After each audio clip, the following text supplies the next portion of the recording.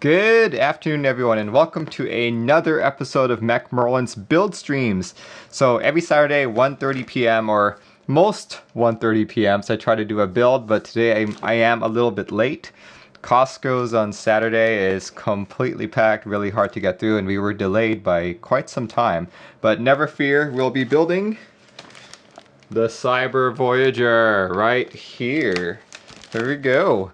Let's see, who is online today? Let's see, I see a grand total of 19 people. Awesome. Let's see, who's here? I see a bookmonger,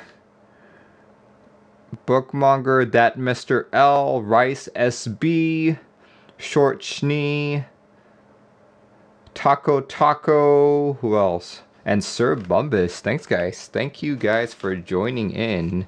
Bookmonger, hello to you again. Here we go. Let's turn on some music. And before we start, what is Merlin drinking? Nothing too fancy again. Just OJ, actually. Let's do that. OJ.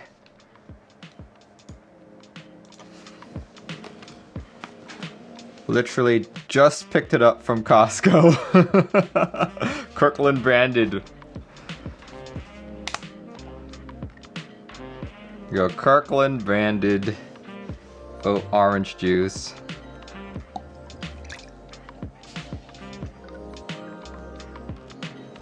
There we go. Let's see, Chaotic Hype says, "This is my board." Awesome. Glad you could join in. Here we go. All right. So one thing I really like about vendors shipping is like whenever they do this, whenever they put the actual board in an entire bubble wrap. Well, I guess this really isn't bubble wrap. This is more like, this is extreme bubble wrapping. But when you put a board that's already in a case into one of these and then putting it in another box that has like other packing material in it, it makes it very impenetrable. So I'm glad that they did that. Made sure that the board got to the customer in one piece. But here we go, look at that. It's vacuum sealed and everything. This looks to be the, if I'm basing it on the color, this might be the terminal one. I'm just basing it off of the color. If you guys want to see what the other options are, let me bring up that group buy page really quick. Here we go. So back then, quite a few months ago, this board went on group buy for about 400 bucks. You got your option of Stormtrooper, you got Bruce Lee, you got Ocean, EVA 01, Robocop, Deadpool, Black Gold, White Gold, Terminal, and a mystery color apparently.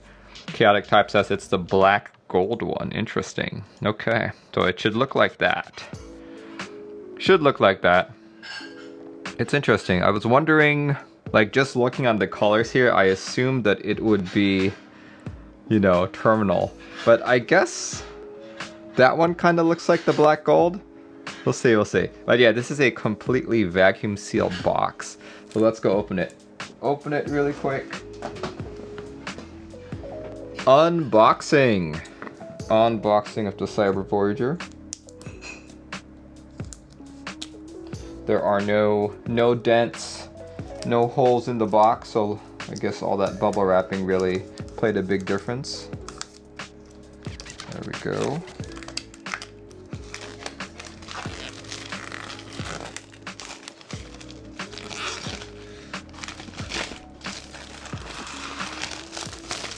Okay.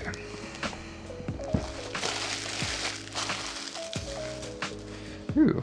I like the unboxing experience already. I don't see too many boxes that have been vacuum wrapped like this, or vacuum sealed. All right, anything else on the bottom? Nope, it should lift straight up. If I can get it to lift straight up. Or not. It's very tight. See, I guess while I'm doing this, I just want to take a few moments to thank everyone who subscribed and followed while I wasn't streaming.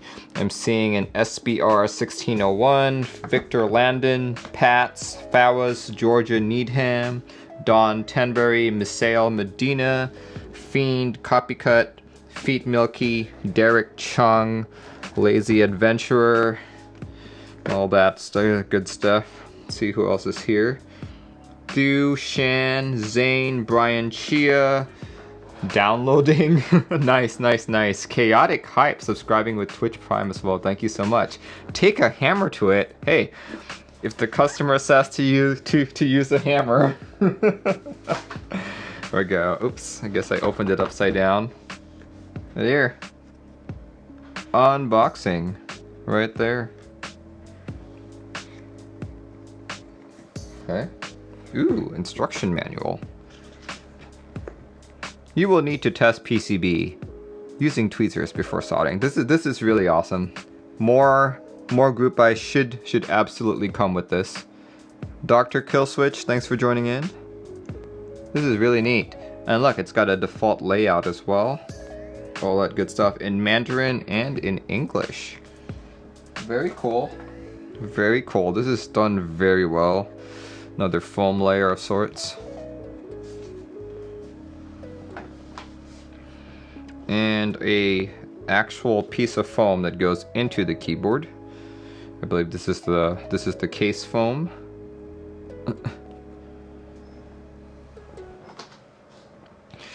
Oh, sorry, not the case foam, the plate foam. This is the case foam, right there. It's honestly, this is really, really thin. The kind of foam that I use is thicker. So depending on how I feel, like I might just use like my own foam. And here we go. All right, this does not go into the keyboard. Here, there's your PCB. Here, let's examine this PCB really quick. There we go. Opened it. Very pretty. Let's see. Looks to have that ESD protection chip right there, right next to the USB-C. RGB LEDs over there. And on the sides, very cool. I like it a lot already. Very nice. Chaotic Hype says, what is Milmax? Milmax are basically little sockets. In fact, I've got some for a future build right here. These are Milmax sockets, which go into all of these holes, all of these switch leg holes, which will allow you to hot swap your PCB. What is this? Tools of Space. There's another one. And there is the board. There is the board. Encased in plastic, I see. Let's see. Do I lift it out? I have to pull out more of these. There's so many of them. Which is a good thing. It's a good thing. It's not a bad thing. There we go. And another coat of plastic. That looks pretty awesome. Look at that carbon fiber plate. Yep, black and gold for sure. Very pretty. This is a very handsome looking board. The Space 65 on the bottom there. Space 65. Okay, and apparently they've got this thing here, tools. What have they included as tools? Uganda Lou says, by the way, your YouTube vids on VNQMA Toolbox were super helpful. I'm glad you found them helpful. Ooh, a screwdriver. Very cool. Or, let's see what else. Washers for stabilizers, I bet. Something was in there, but it's open. I guess we'll find out in a bit. Probably this. These are extra RGB LEDs. Nice. What else? What else is in here? Ooh. To allow you to install those fancy RGBs very, very precisely. Cool, cool, cool. What else? We got another one. Another little canister here. These are, I believe these are the feet, if I'm not mistaken. Or are they the gaskets? I think they're the gaskets. Oh, no, wait. This is basically a top mount with 2 noise and vibration reduction pads. Okay, so these are probably just the feet.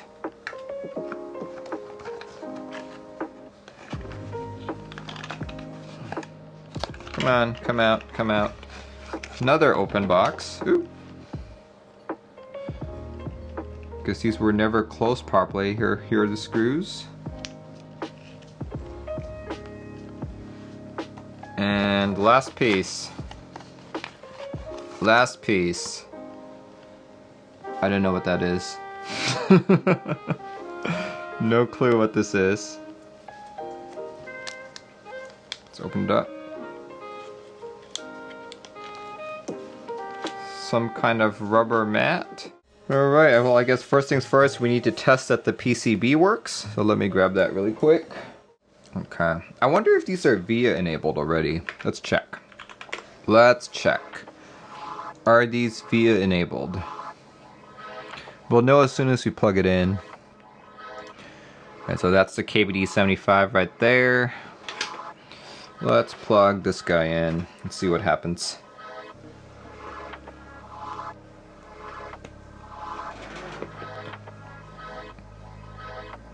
Nothing happened.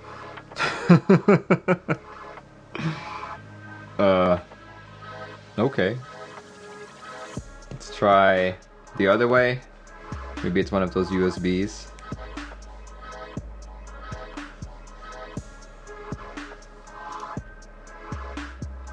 Nope, nothing happened. Nothing's happening. Oh, I know why nothing's happening. I know why nothing's happening. I don't have the other end plugged in. Here, let's do that. Let's make sure the other end of the USB cable is plugged in. There we go. That's it.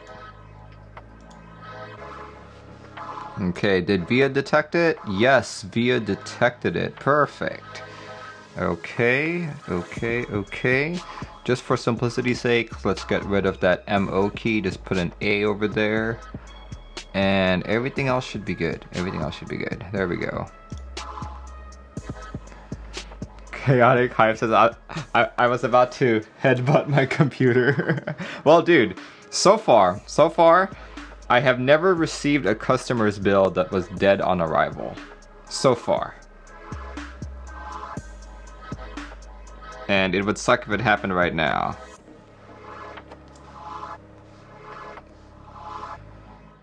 Honestly, I would not know what to do if like someone sent me a PCB and I tested it on stream and it died. Or like nothing worked. I'd be like, okay. But usually if I have time, I tend to test PCBs before the stream so I can reach out to the customer and be like, hey man, that PCB you sent, it's dead. But thankfully, none of that has ever happened. Alright, looks like your board is good.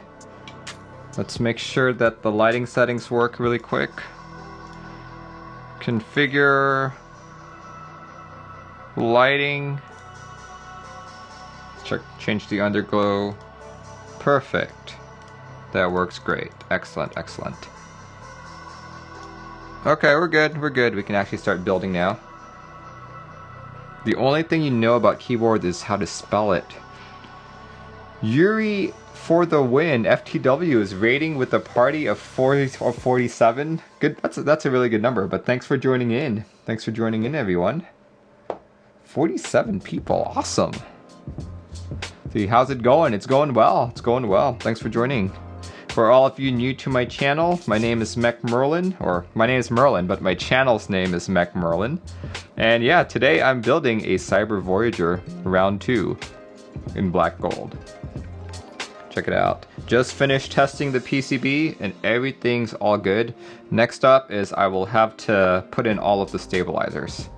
What color for the Cybervoyager? This was black and gold. This is a customer's build, not my own personal build. I got in on the Think 6.5, but not on the Cybervoyager. Chenbud says, build my constellation. You have to set up a time with me. And I'm unfortunately all booked out for the rest of the year. But yeah, thanks guys for joining in. Thank you, thank you, thank you. Let's say, let me just look at customer chat really quick. Make sure I've got the correct layout here. Chaotic Hype, if you're there, let me know what layout you want. Alright, let's remove the screws first.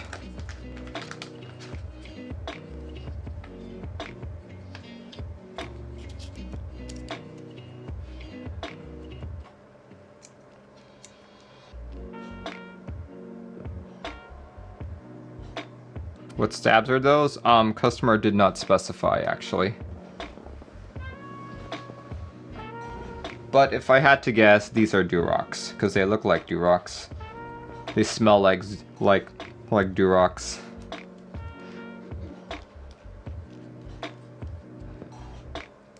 But I won't know until I start putting in the wires if they're actually Durox or not. Because these could also be Zeal PC ones.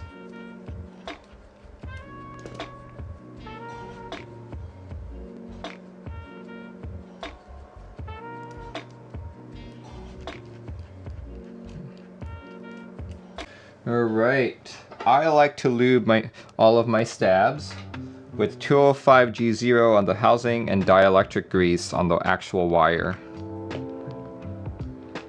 There we go. Let's see if we can do this quickly.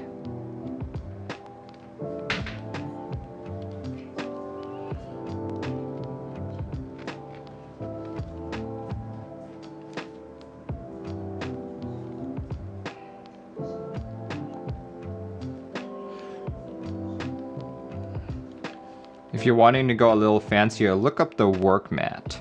It's a fairly recent group buy, and it's a much larger mat like this, and the little compartments here are much larger.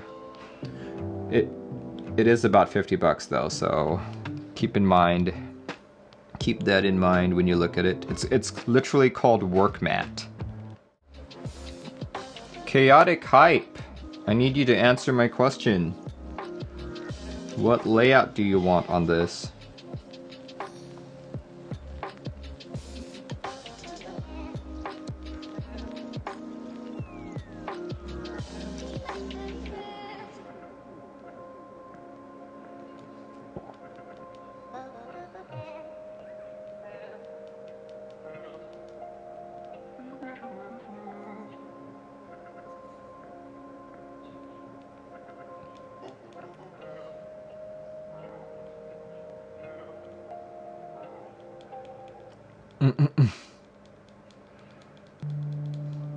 I pinged him on Discord as well. Oh, there you go. You never specified what layout you wanted on this.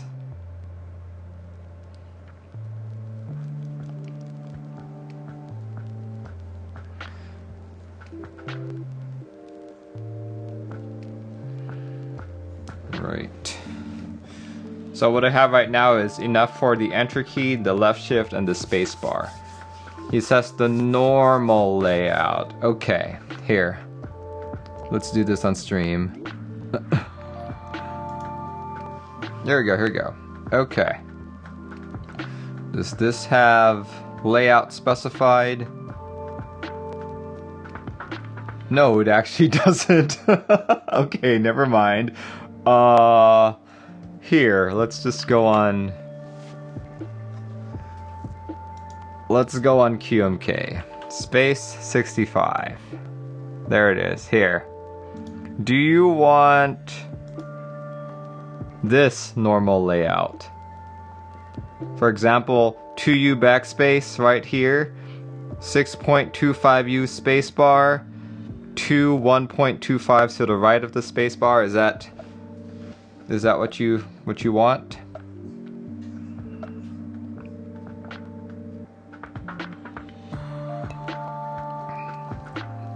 High school keyboard normal.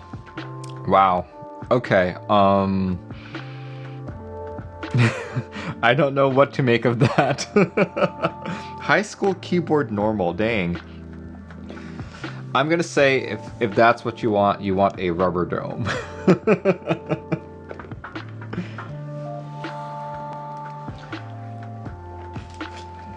He says, hold on. Okay, we can hold on. I can still make other stuff here. Because for sure, you will need 2U for your enter key.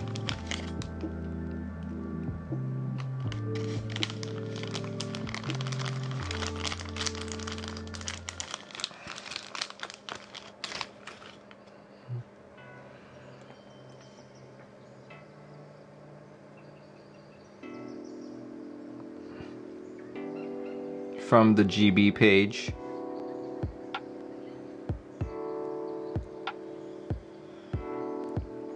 You might want to show chaotic hype.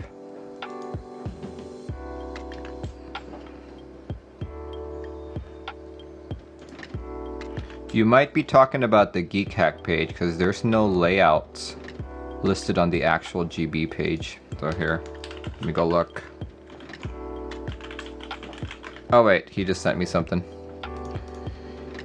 He sent me a...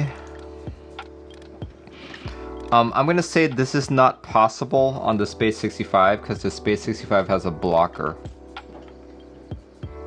So that's not gonna be possible for this board, unfortunately.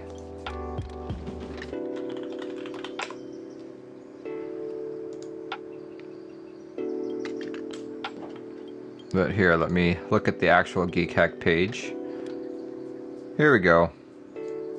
Okay.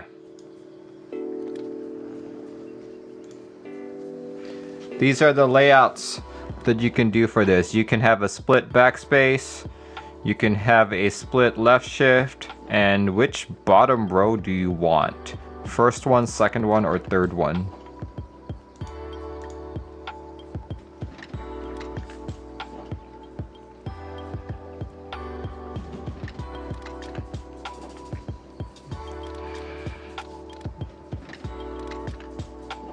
I'll leave it on the screen so you can look at it for a bit.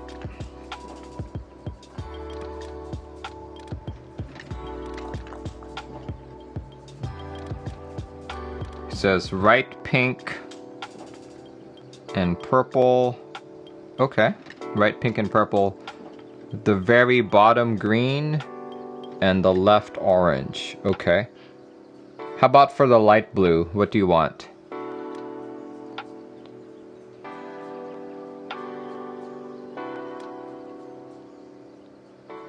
For the light blue, what do you want? Do you want split?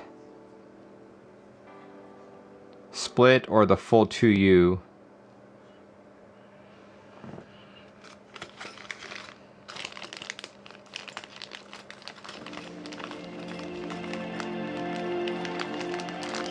And hold on, let me just check here. You said you wanted the bottom green. Unfortunately, the stabs you sent me, if I'm reading this correct, 1 by 6.25U. This is a 6.2... Oh, crap. It fell in. This is a 6.25U wire. Right? Oh, then he wants top green. Okay, we can do that. We can do that. So basically everything is more or less standard, right? Layout 65 ANSI, perfect, yeah, that's good, that's good. Okay, we can do that. We can absolutely do that. Right.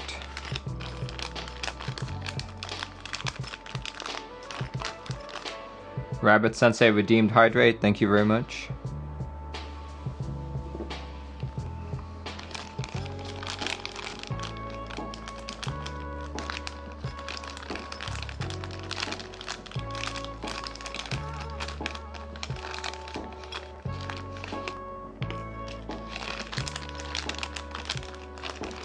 Gilbert says hello, hello to you too.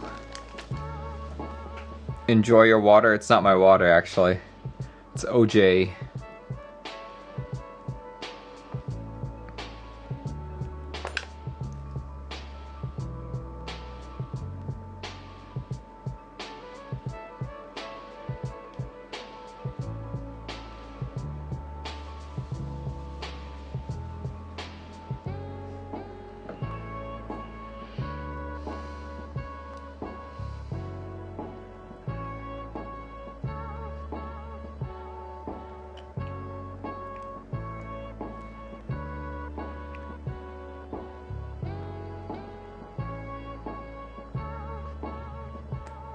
There we go.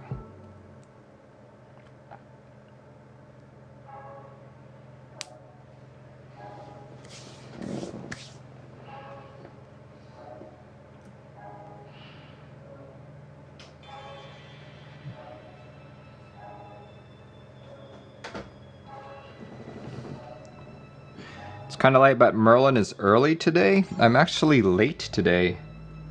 About 30 minutes late for my starting. I normally start at 1:30 p.m. PST. I started closer to 2.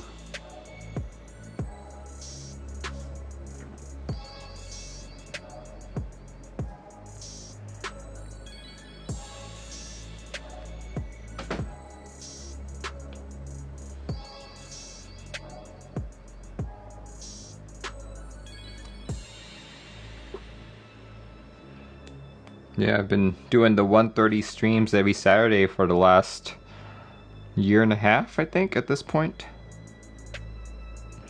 You might have caught one of those streams where I was like, didn't have time, so I streamed at 5 p.m. instead, you know. Could have been one of those streams. Life happens, you know. How's the weather in Seattle? It's really sunny today, actually.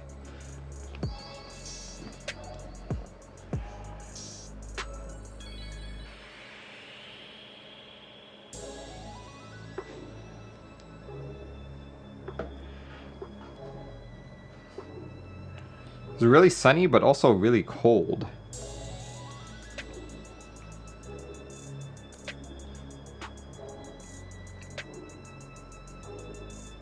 No one is streaming EU friendly. I'm sure there are EU streamers.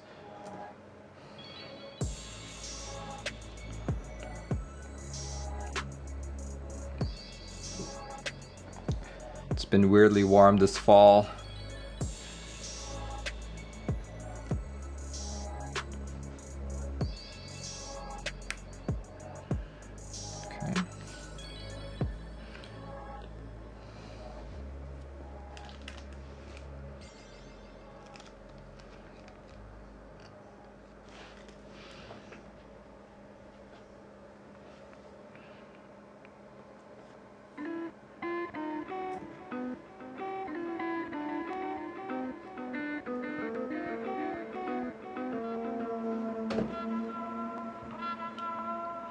Schoolgram says, nah, it's cloudy over here in Bellevue.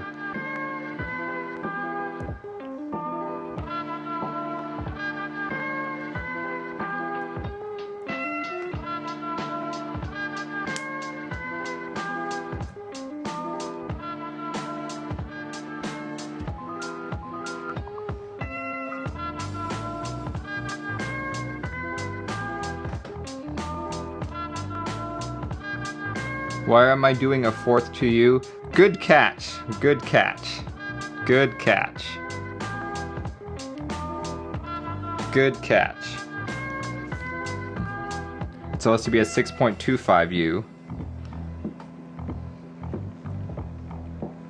Thanks for that catch. I would have kept lubing and been like, I'm missing a stab here.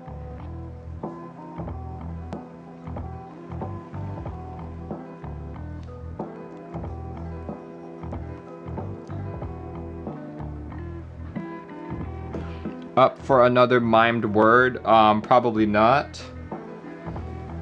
It did start late today, so I'd like to finish earlier rather than later.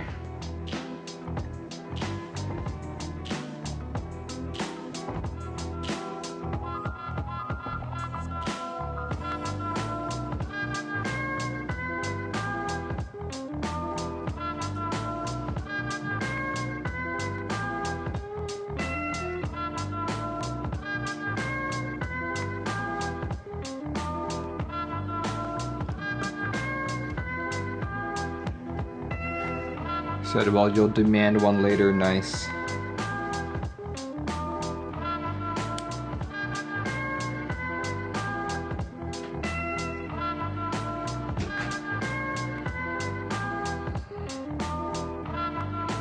It says redeem fail. Did you redeem it?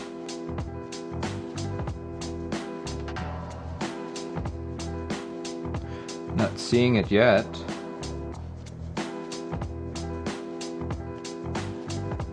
You see, the last one I'm seeing is Hydrate from Rabbit Sensei. It's 6 minutes ago. Oh, there we go. It just came in. Spoken word by Zark.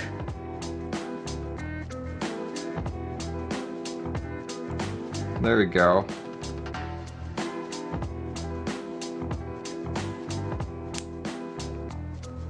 Alright. Hold on.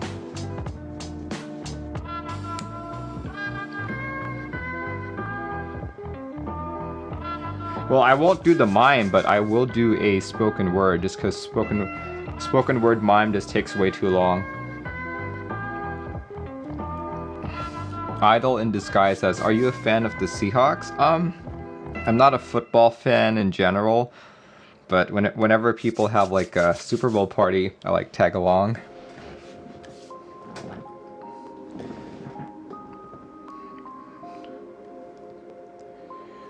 In fact, I was friends with a former Super Bowl player. Sorry, not a Super Bowl player, a Seahawks player who was at the first Super Bowl that the Seahawks ever went to.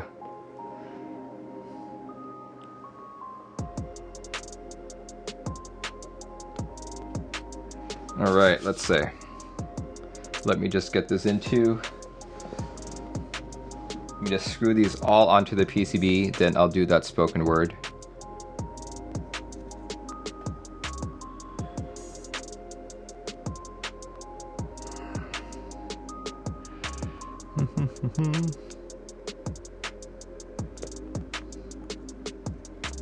I'm a fan of Super Bowl food. Yes, I am. I'm more a fan of like the, you know, just you get to hang out with like lots of people and sometimes meet new people too.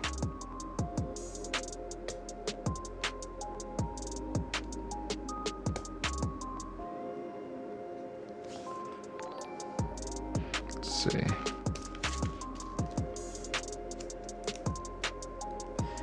Ying Doge has subscribed. Thank you very much. Thank you. Konir says there were stab washers in the box. Yes, that is in fact what I'm holding.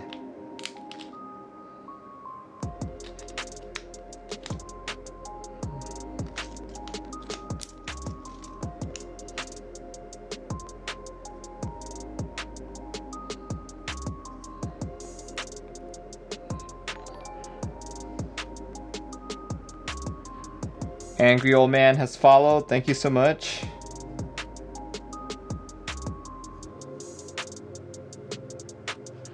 These look very familiar, and I think these are the same washers that KBD Fans has.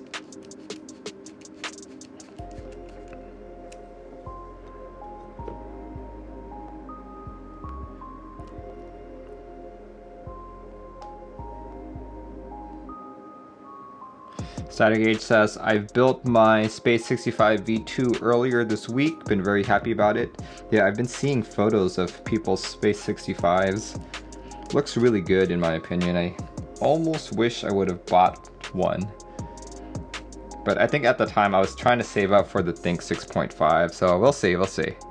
I'll see how this board feels, and whenever the Think 6.5 comes around, hopefully I'll get a chance to compare the two.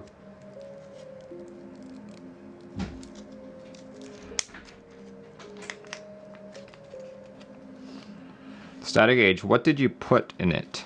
Did you put linears? Did you put tactiles? V1 Space 65 is the board that got you into the hobby. Nice.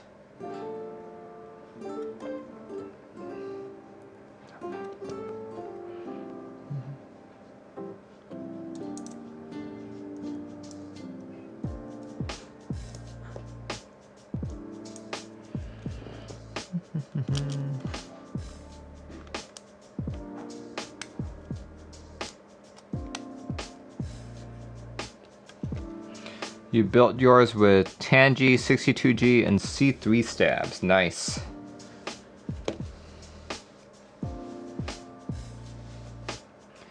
The RoboCop colorway. Nice.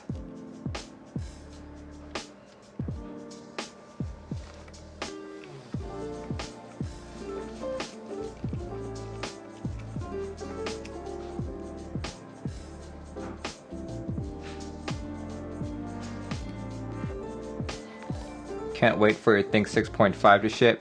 Ukulele Dad rating with a party of 67. Oh my gosh, dude. Thank you so much, Ukulele Dad. Coming in here with the Aloha vibes. Nice. Thank you. Thank you, thank you, thank you.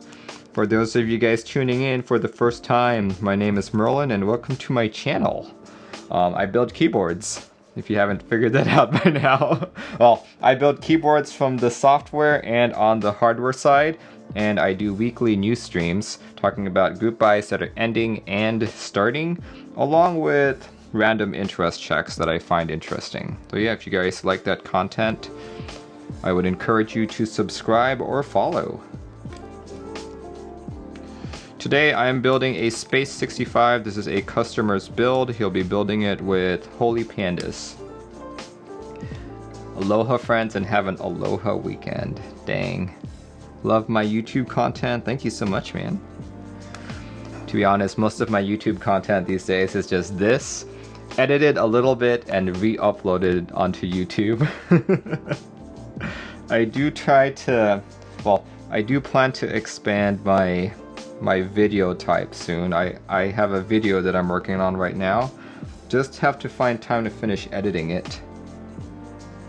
Static Age dropped a photo of your build in my Discord. Thank you.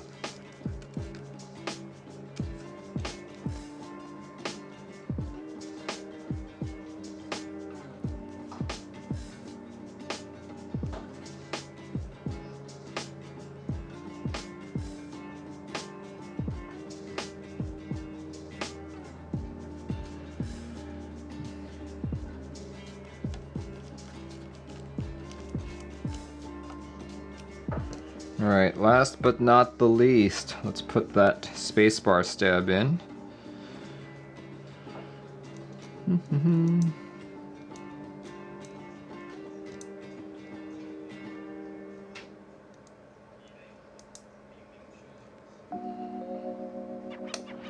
There we go, there we go.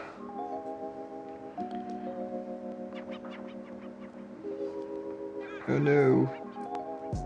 There we go. Alright, Zark, after I finish screwing these in, I'll do that spoken word. Other than miming, what other genre do you like? Like, what style would you like me to do this in?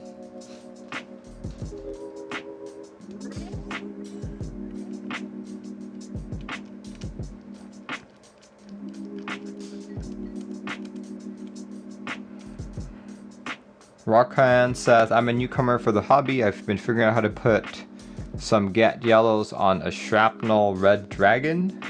Never heard of that board. Should I upload a video of someone... What?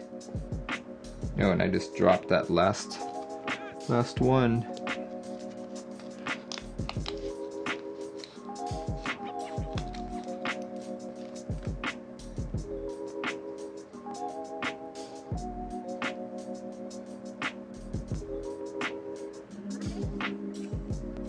Zark, I need a theme other than mime.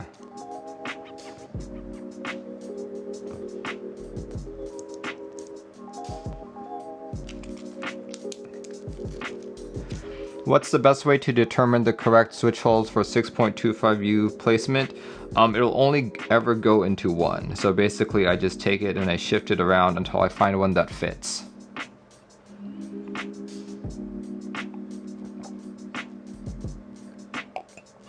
Zark! Here, let me ping him on Twitch. Give me a theme other than meme. Or not meme. Mime. There we go.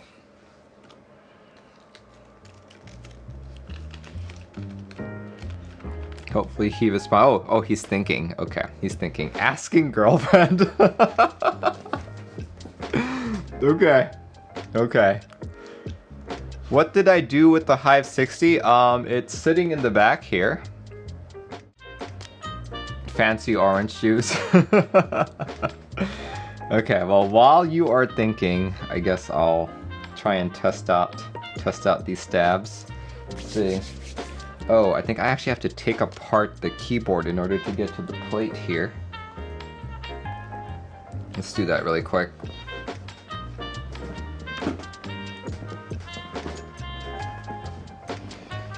For those of you who have not seen a Cybervoyager, aka Space 65, this is it. I still have to break the seal here. But this is the black and gold one. This particular unit comes with a carbon fiber plate.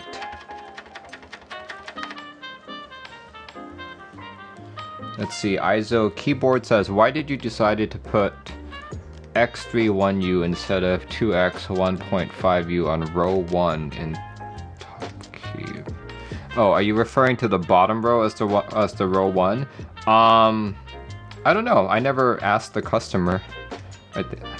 Yeah, this is the layout that he wanted, so here it is. The other KBD75 that I built had two 1.5Us, which is my preferred layout.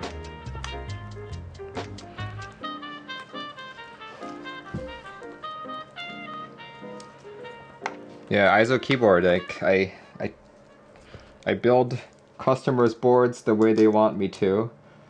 So, you know, sometimes what my customers want aren't what I would do. But, you know, whatever they want, right?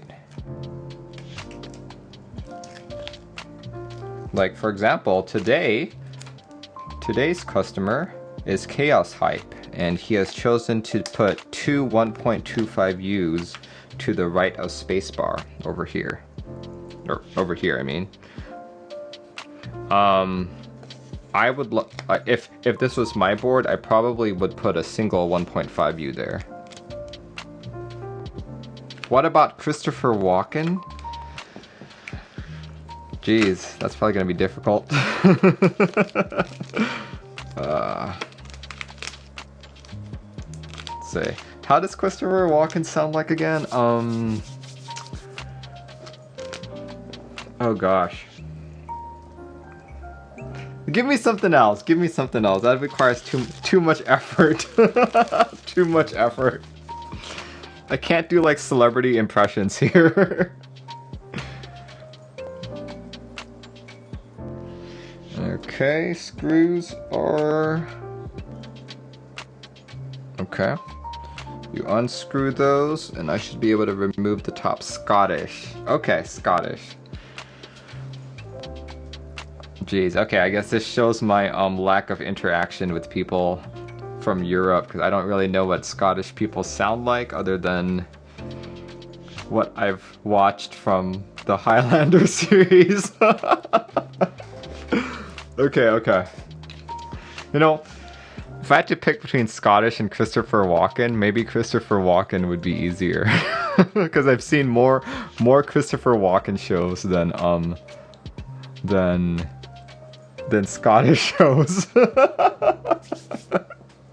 Okay, you know, let's just do Christopher Walken, just because I am curious. I am curious. Alright, here goes. For those of you who don't know what Zark and I are talking about, once you've hung out here long enough and you've gathered quite a bunch of channel points, you'd be, you can redeem several rewards, some of them being hydrate, in which I just drink whatever I'm drinking. And in some cases, like the one that Zark just redeemed for 3,000 points, you get to see me do spoken word. And because I'm not really a poet, my spoken word poetry is derived from typings.gg. Zark says, do it as if you're Mech Merlin's wife.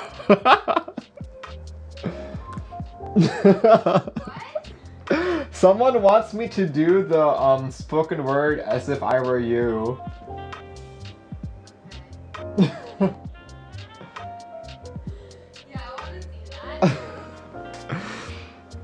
But people don't know my wife, so it's not like gonna make sense. I'm just gonna do like the Christopher Walken one. I'll just do Christopher Walken. There you go. Here goes. Here goes. Let's. Earth Joner says, spoken words boost your luck on Keeb's raffle. That's only if I do the incantation mode. Incantation mode is the only one that boosts all of your luck. Everything else is just for fun. Here we go. Let's pause the music. Let's get into a Christopher Walken mode. Ah, this is gonna be hard. Okay. Hot take, lip sync the words while your wife reads the text into the mic. No. Maybe next time, maybe next time. She needs to be off screen, but she needs to be in front here to actually read it, so who knows. Okay, here goes, here goes. Christopher Walken, music is paused. Zark, this is just for you, for your 3,000 points. Here it goes. This is so hard. This is so hard. Consider home thing. Is that how Christopher Walken sounds? Oh my gosh. Consider home thing during man day under begin. I can't do it. I can't do it. Oh my gosh. Okay. Think like Christopher Walken.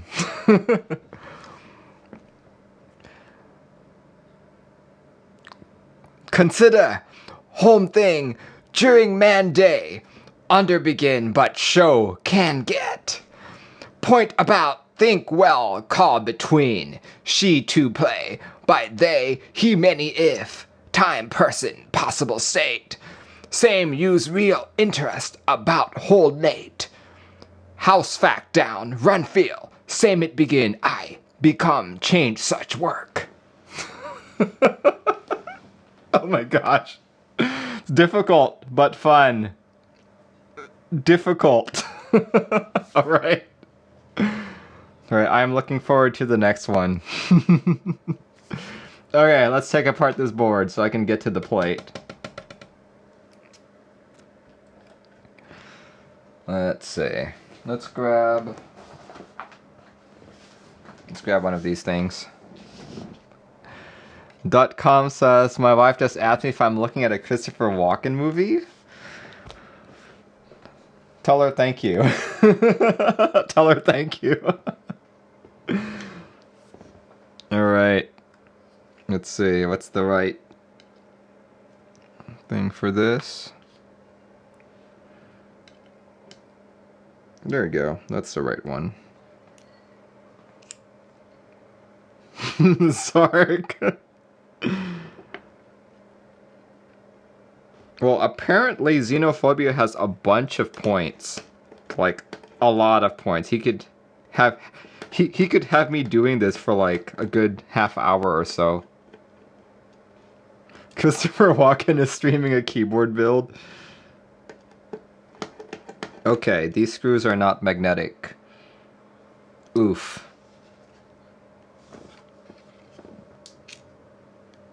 Non-magnetic screws.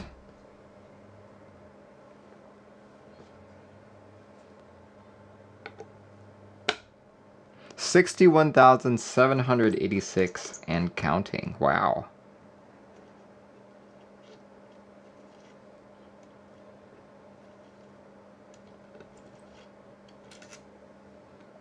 Ah, okay. Different screws go into different spots. Need that music back on. Ooh, thank you, Connor.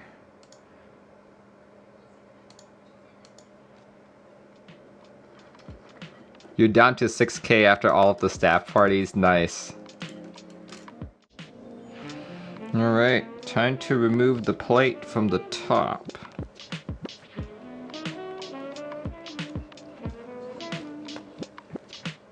Are the screw covers for the bottom screws? Probably. They're about the same shape as the cutout.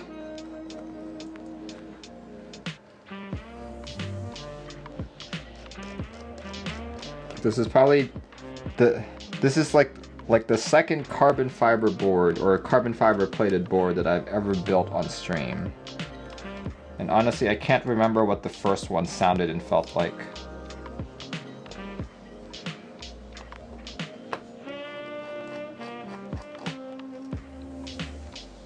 I think the first one I built wasn't even top mount. I think it was just tray mount. Tray mount or... No, it was integrated, or integrated sandwich case from the 1UP Keyboards, if I'm not mistaken. It was their LDJ61 board. Rack League says sick hat. Thank you. It's very magical too. There we go. There's our plate. Just make sure everything works as intended.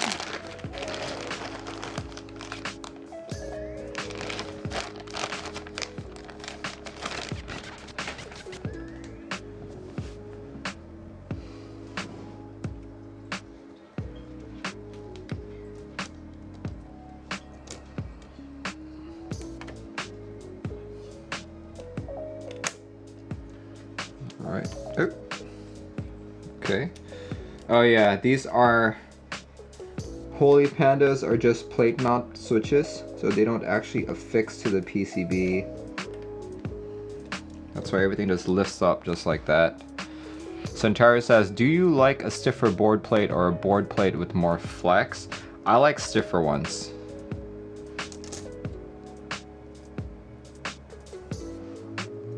Are those the new drop HPs? I have no idea. No idea which round these are. It's whatever the customer sends me, man.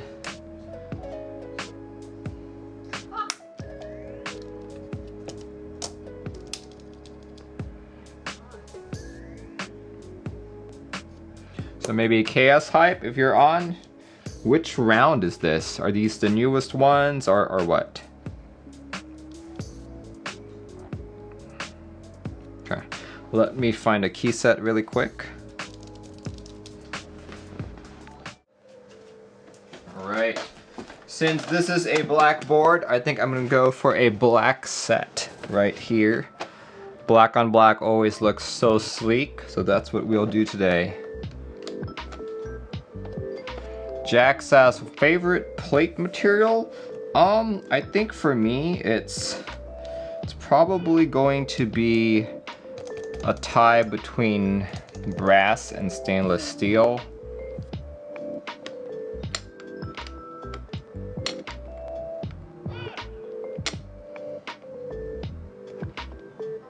See, Centauri says new drop HPs are trash. You bought 90 of them.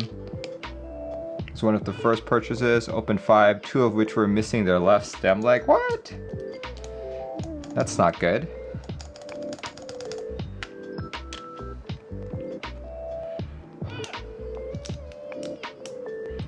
The quality dropped. I like it. All right. And there we go. That guy goes in there.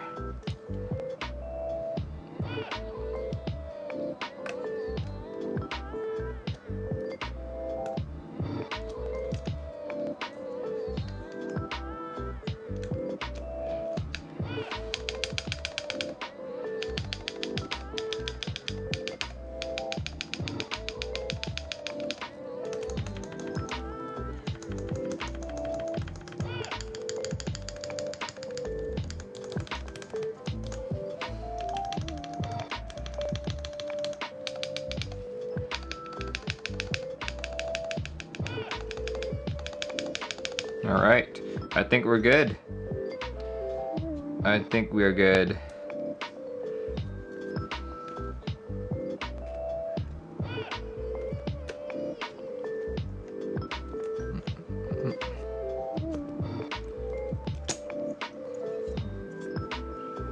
HPs are incredibly overrated.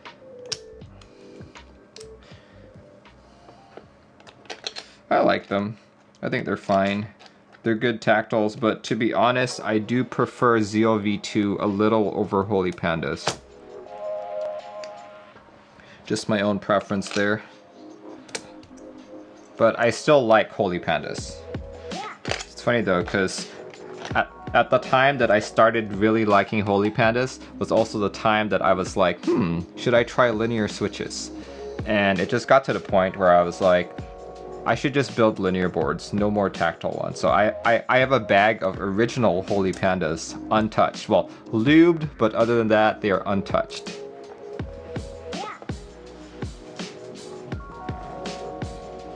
Alright, I think we're good here. Just because this is a flexible plate, I'm just gonna start populating the plate itself first.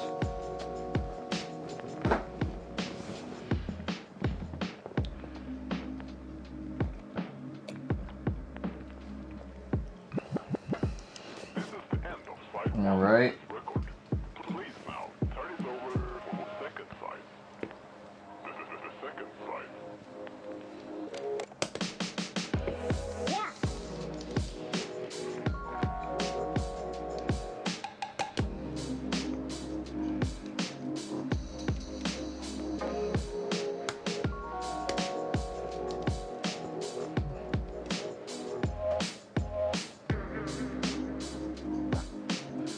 Holy Bobas, they feel good?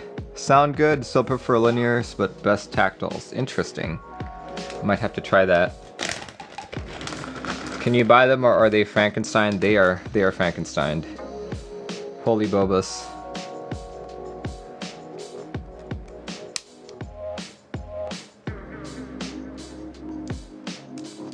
So I'm guessing they're basically just Bobas, Boba housing with the halo stem.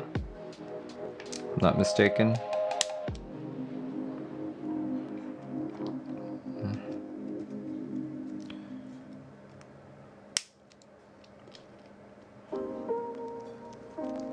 I'm gonna have to try that.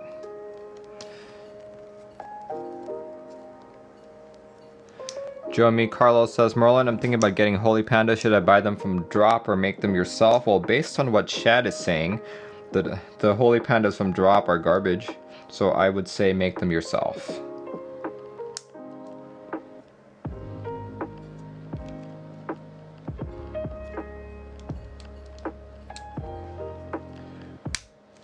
Say drop sucks.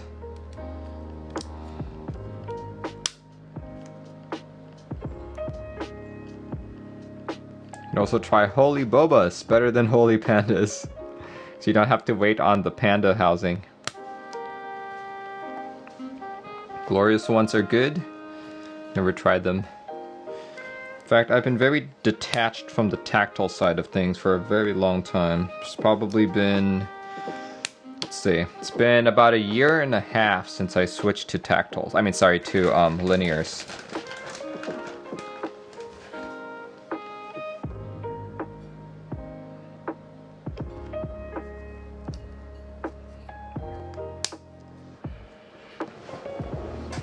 You can also order housings from Gazoo. Yes.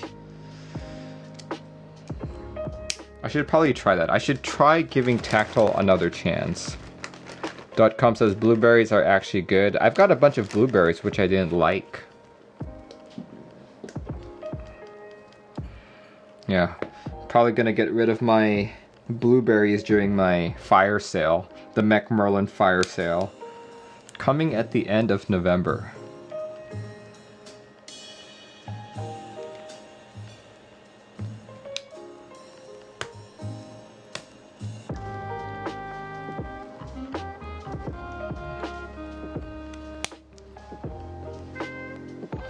Spelunk Punk subscribed with Twitch Prime. Thank you. Thank you very much for all your support.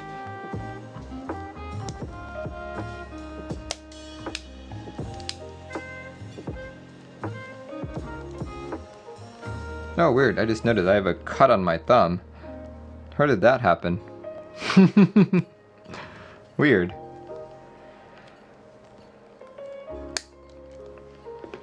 Koalas are a great alternative to holy pandas.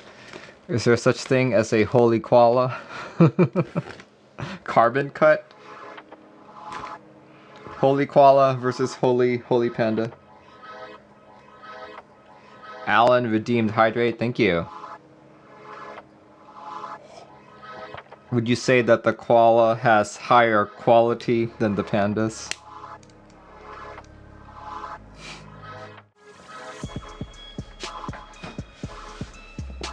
Okay. Let's see, that should be enough.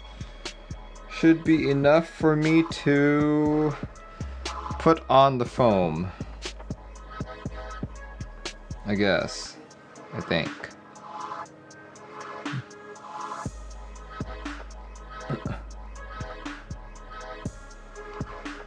Do I have it upside down?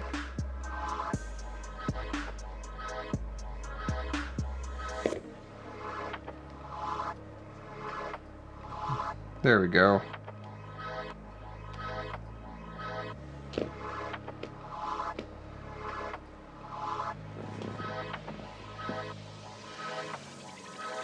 There we go. I think I should be able to put this on now.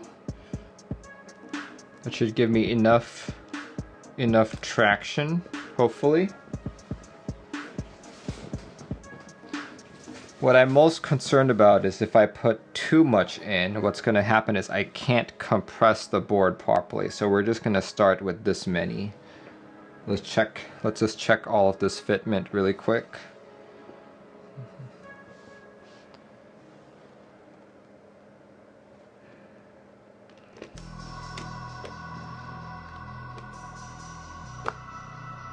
Okay, not bad. So far so good. Okay. Yep.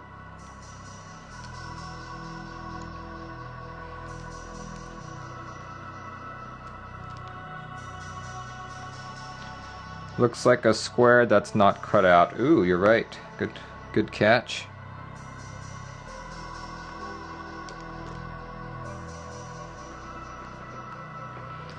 Looked like it was almost cut out. Here we go. Come on. There we go. Perfect.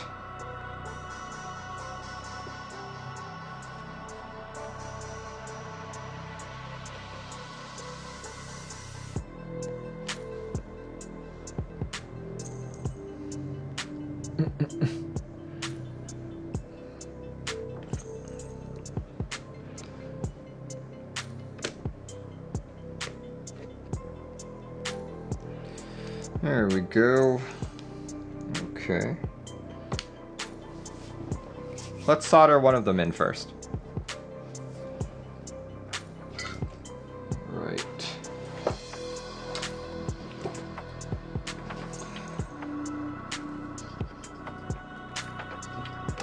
Let's give myself a little bit more room here. I'm gonna take out this keyboard. There we go. More room, but now I can't type to people. Oh well.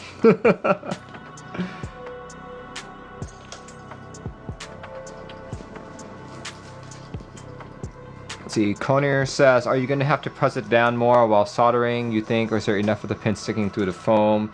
That is indeed what I'm going to have to do. Well, the way that I solder makes it so it's no different than what I usually do. So I usually just solder one leg at a time, and then I reflow it as I push the switch in. So that's what I'm going to have to do. Let me turn on my fume extractor really quick.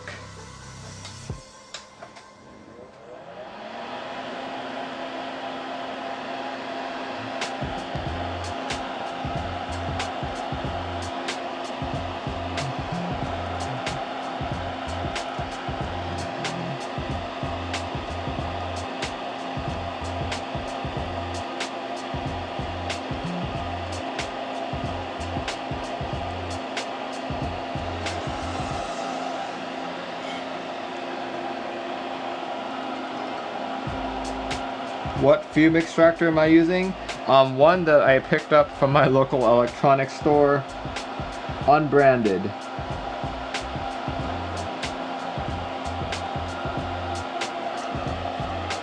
Did I join the Zenith? No, I did not.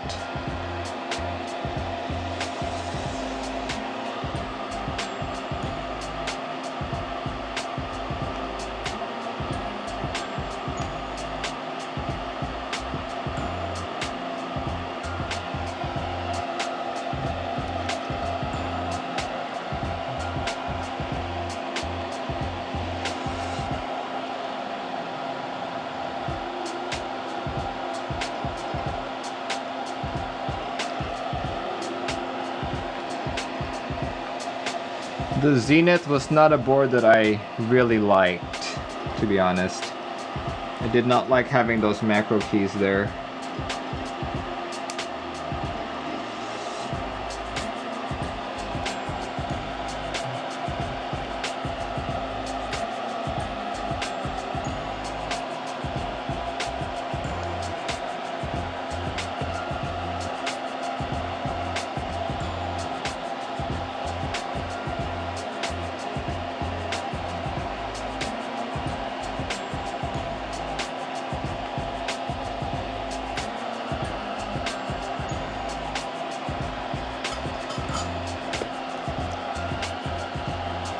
They're adding 20 more machines. Very cool.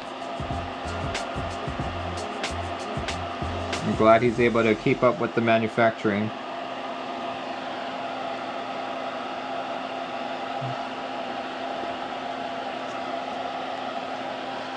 Good for the U80 R2. Yeah, I know, right?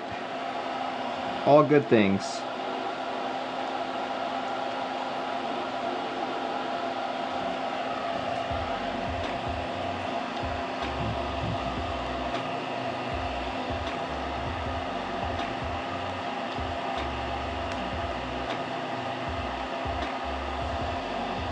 Go.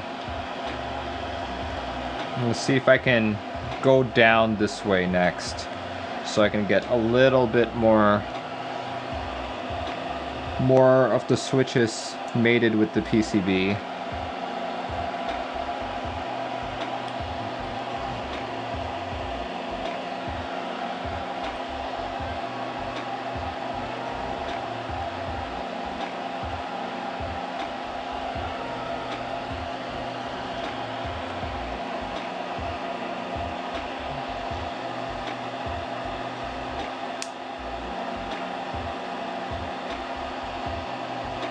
Okay.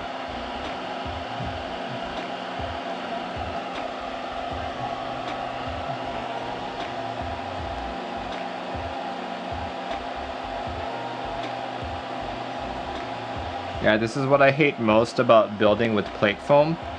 You really need to do it one by one. I can't just do it as a single row.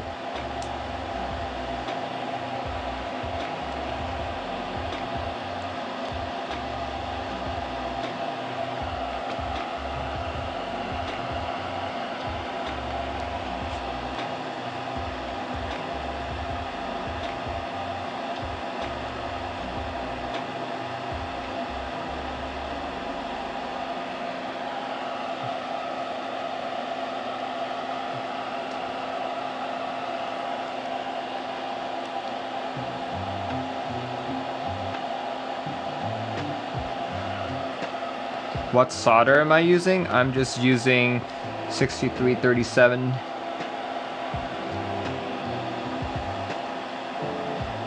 Kester branded.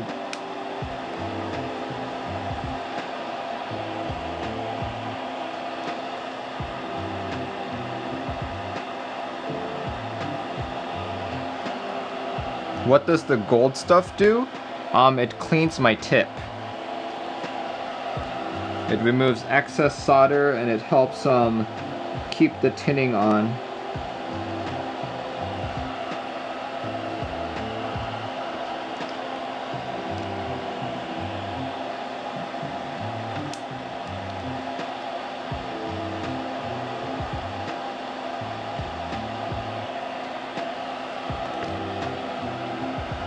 See, Mr. Simple says, I want to share the custom Keeb knowledges for my country by writing blogs and social media.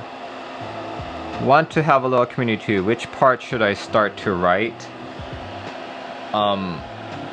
I don't mean, I don't understand what you mean by which part. Like, are you talking about which topic? Which topic to write about first?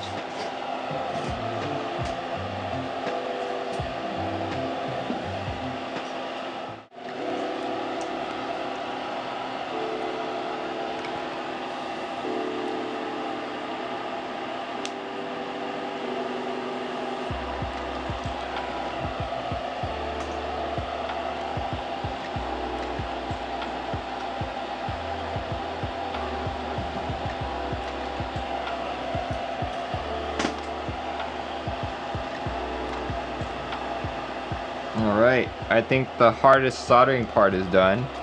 Hooray!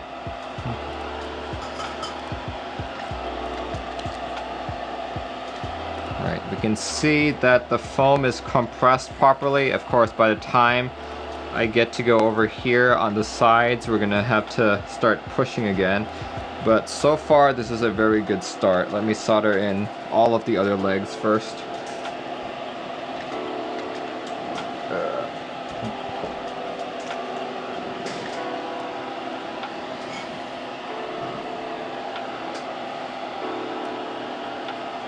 Two Holy Panda build streams? Guess it's a popular switch, right? Everyone likes Holy Pandas.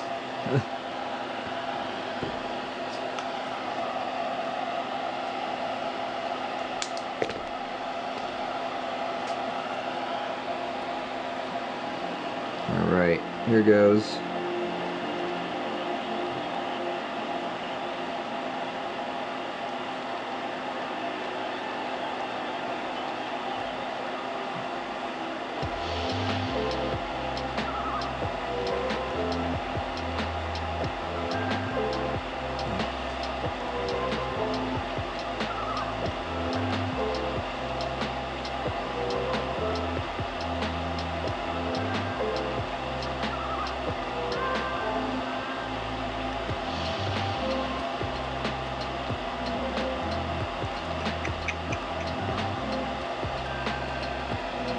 Are these drop HPs?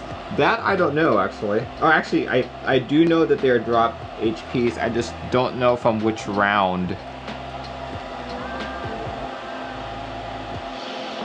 Customer sent them to me quite a few months ago. In fact, this board that you're seeing right now, Cybervoyager, the original build date was supposed to be in August. So yeah. It's been a while. Group buys, I tell you, you just never know.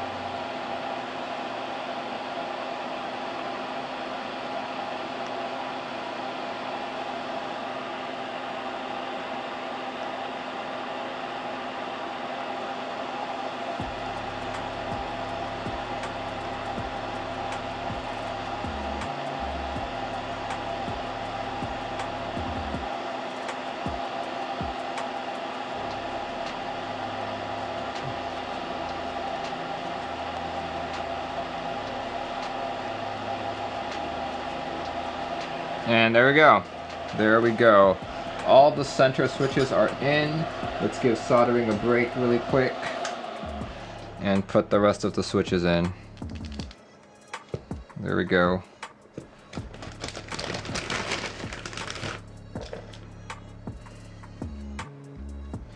And you know what? I'm out of orange juice. Let me pour myself a little bit more.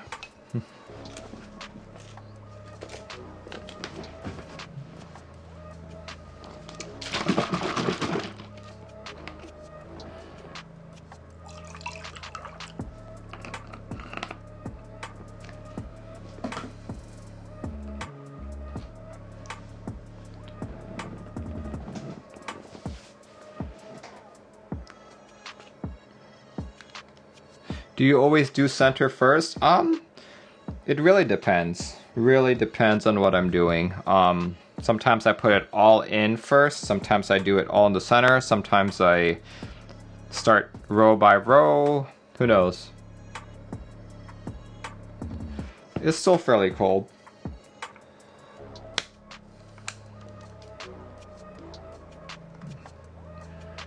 It's really cold in this room, actually.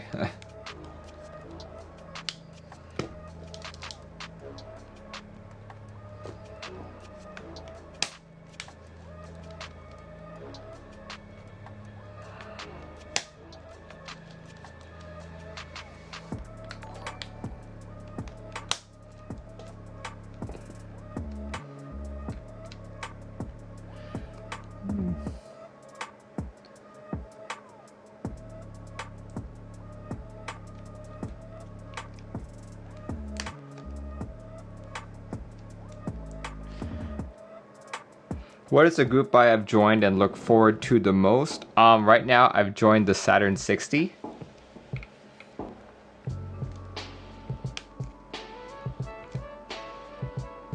That's something I'm looking forward to.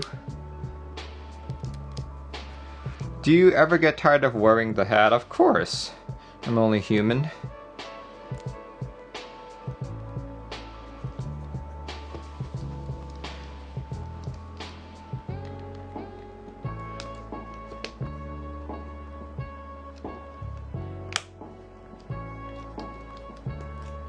Saturn 60, put a solenoid in there. I might put a Raspberry Pi in mine. We'll see.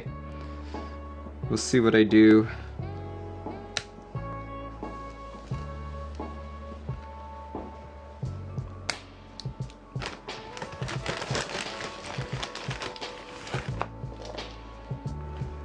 It might be my QMK powered keyboard that I will use to flash QMK on other boards.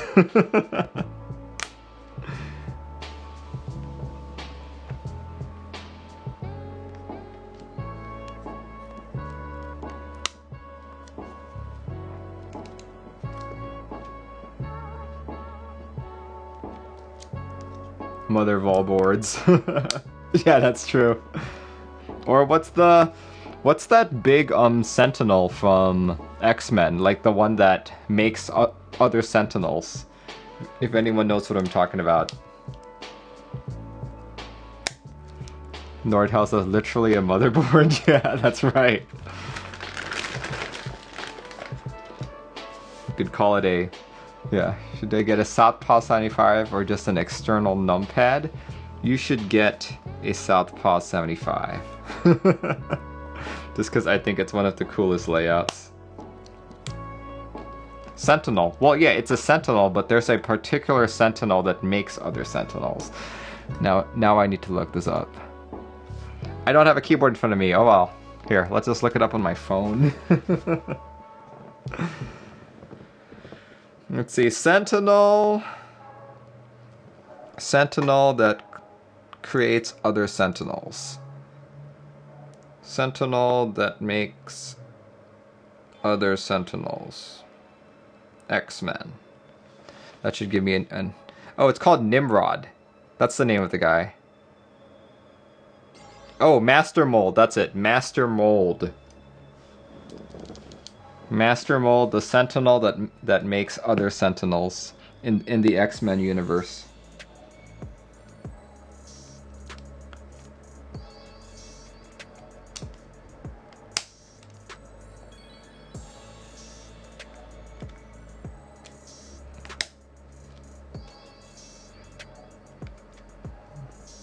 Wow, throwback. Yeah, it's I don't think he's been featured in anything recent. Especially with all of the MCU movies coming out. Oh wait, I'm building with the webcam in front of me. Master Mold sounds like artisan business. Well, you know.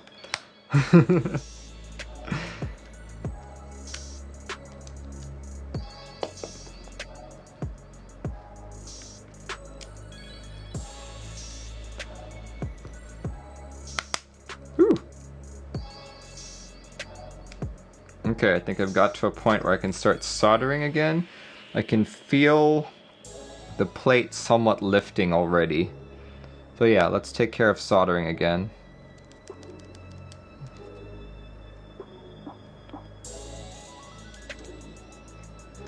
Let's actually put one more column in. We'll do the soldering.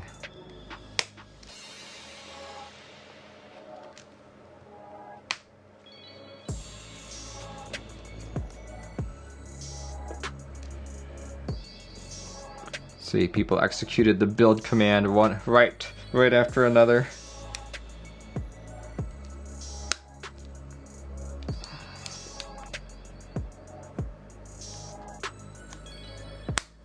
Okay, here we go.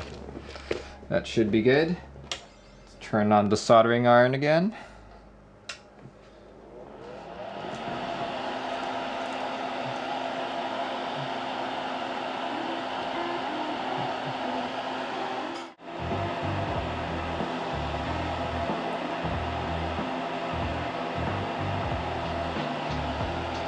Interested in Vega Merlin, says Earth Sojourner. Yep.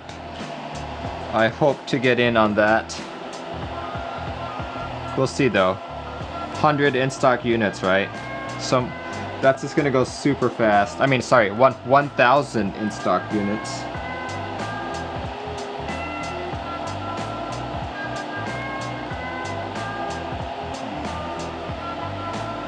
Yeah, 1,000 in stock and the rest will be GB. So either way, if you really want it, you will get it. The question is if you will be part of the in stock or part of the group buy.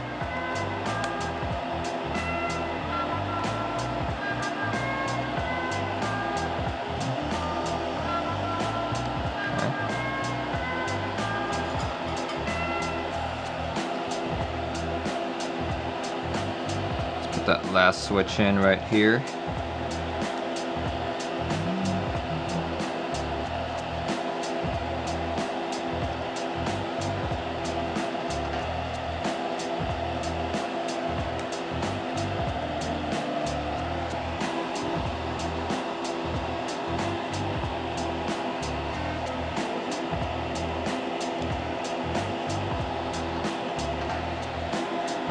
$1,000 includes both North America and Chinese market. Bloodbath. Let the bloodbath begin.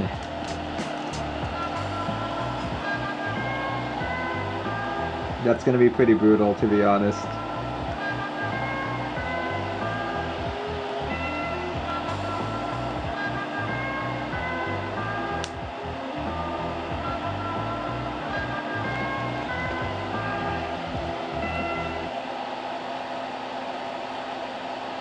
I would be very surprised if, like, well, I'd be very surprised if I made it into the 1,000.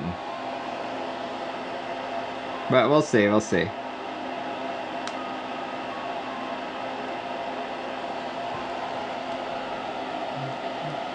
Sale will start early in China.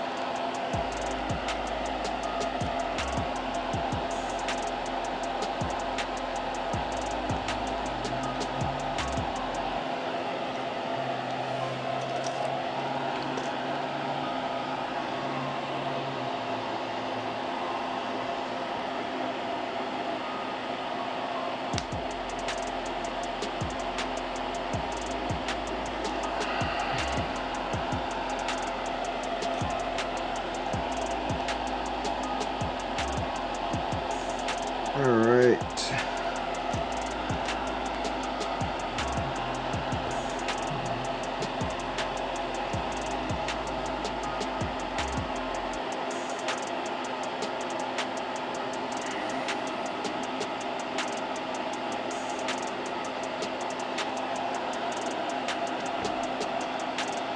Would the Vega be a good first build? Not sure if it would be a very good first build per se, but it will be a very good first keyboard. Earth Soldering says, do you have an E-White board? What do you think versus regular anodization? E-White looks really good. I just feel like when I pick it up and feel it, it feels really cheap. It looks good, but it feels cheap. In terms of longevity, it's also a little bit more brittle.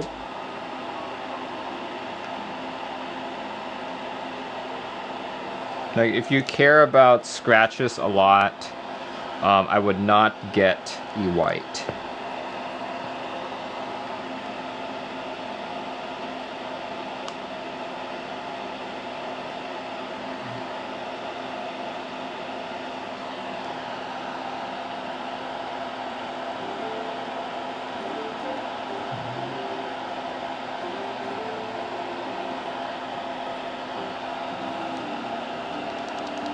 Alright.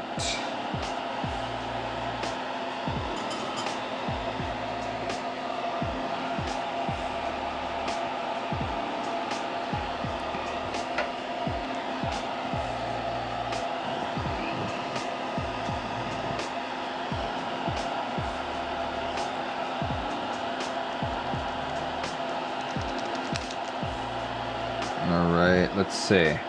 Alan redeemed hydrate. Why do you always redeem that after I already hydrated?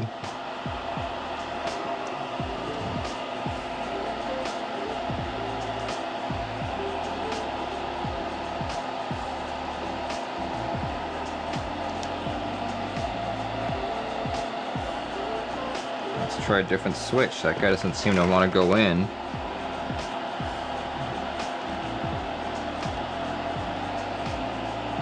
There we go.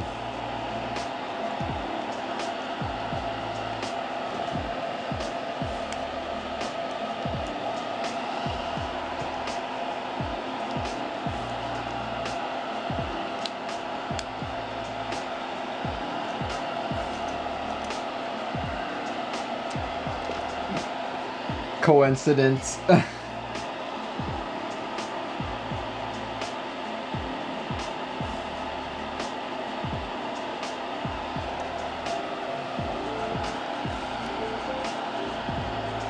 You've had a hotshot board, you want to do the soldering. Soldering's always, like, it's definitely harder, more time consuming. But personally, I think it's more rewarding.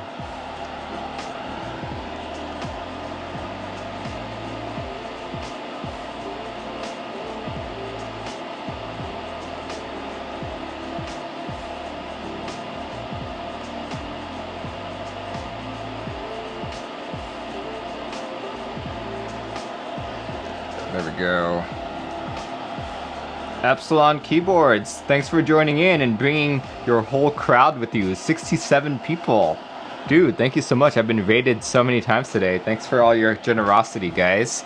See, I see Crystal MK, Raz, June, thanks for joining in, guys. And FC Pepsi, what does that mean? What does that mean? Alexander Holder has subscribed. Thank you, thank you, thank you. If you guys have never joined this stream before, I build keyboards, surprise, surprise. I also do group buy news and other news related content and teach people how to do QMK. But today I am doing a Cybervoyager Space 65 build. I like to say I'm almost done. Not quite, but hopefully soon.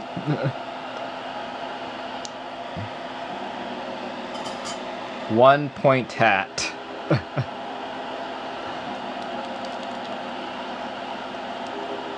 Let's see. Let's solder in the rest of the top. Yeah, the reason why it's taking a bit longer than usual is because it's got this foam layer in between, and I want to make sure that it's as compressed as possible. What kind of Holy Pandas panda housings are these? The customer sent this to me, but he sent it to me in a drop box. So I assume they are from drop. I just don't know from which generation or which round it's from.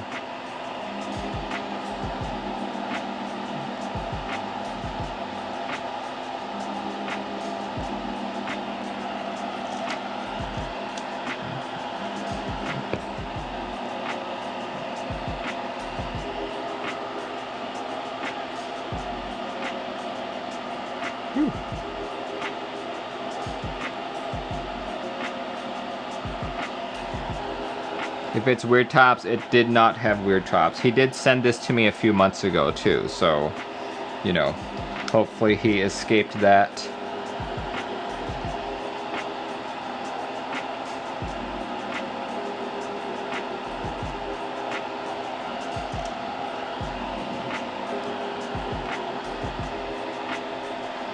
And a couple people on the chat were saying that some of them were missing legs. I have not experienced that with this yet. Or none of the switches I lubed had that issue.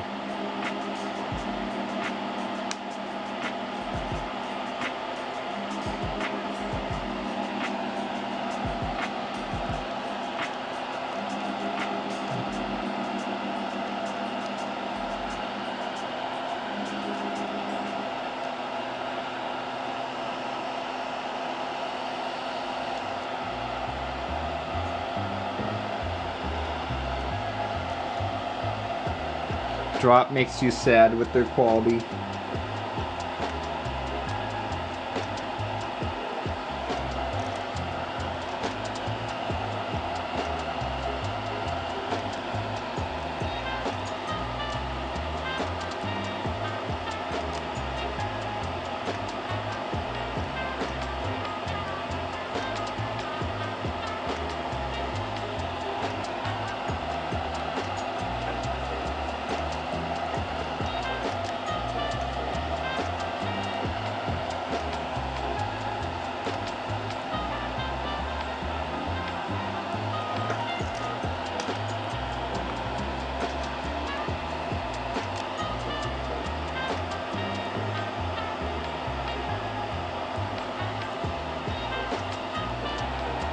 Alright, that entire top row should have a fully compressed foam.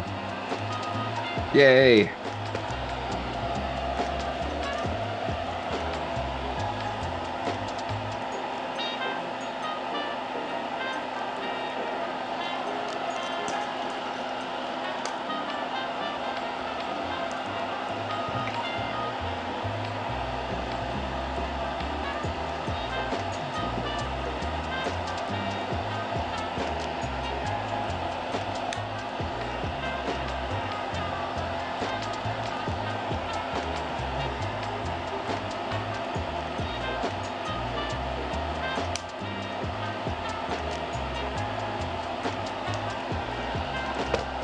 Nordhell is going to sleep. Good night. Good night to you. You must be in... You must not be in the United States. Because right now it is 4:07 p.m. in Seattle, Washington.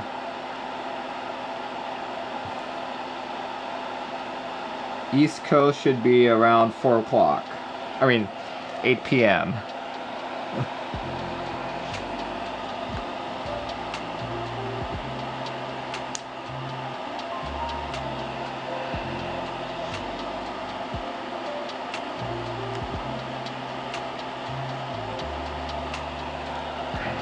Alright. Midnight here in the UK. Midnight in the UK. Austrial says, just woke up. Well, good morning to you. Well, unless you woke up in the afternoon, then good afternoon to you. Let's see, Kimchi Jody Boy says South Africa, nice. I have an international group of people watching. Pretty awesome. I guess keyboards bring the world together.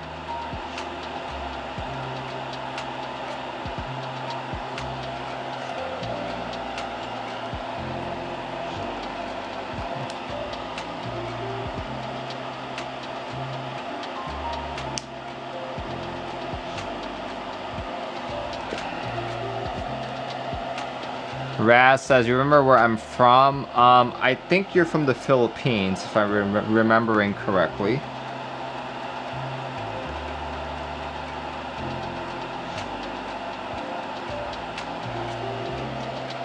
Australia's 7 a.m. in Thailand. Nice.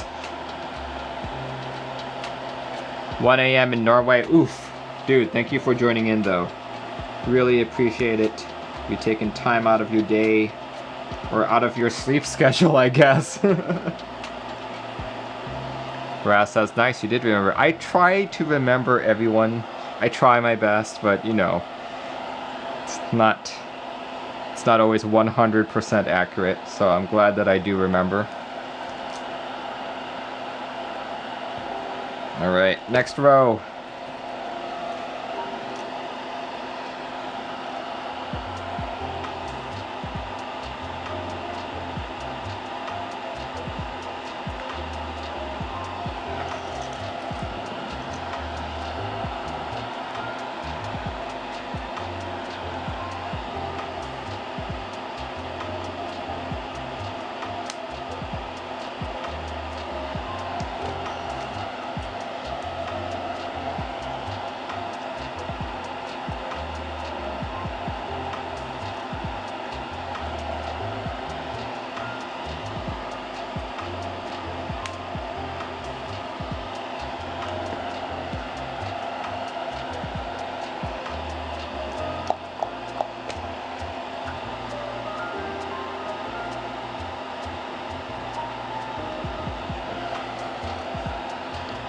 Alan says, how did I get viewers when I first started streaming? Well, here's the thing. Before I did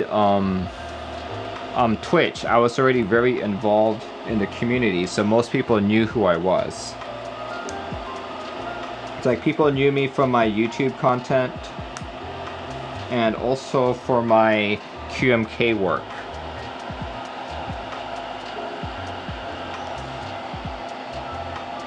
Like, if you've ever had issues with QMK, you probably would have watched one of my videos or talked to me directly.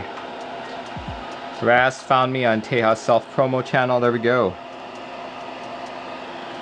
Kimchi Jody Boy says, Merlin is the reason why a lot of your PCBs work. Thank you. Thank you. That is high praise.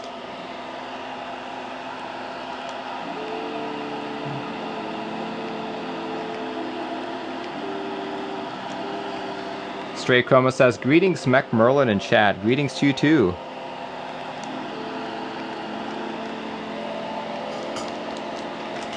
He works magic apparently. I try.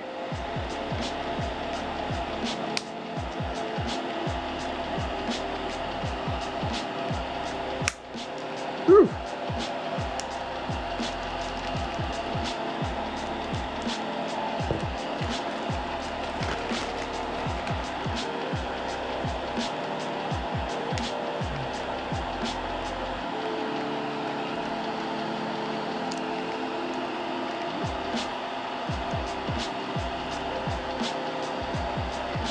I see a couple of people following.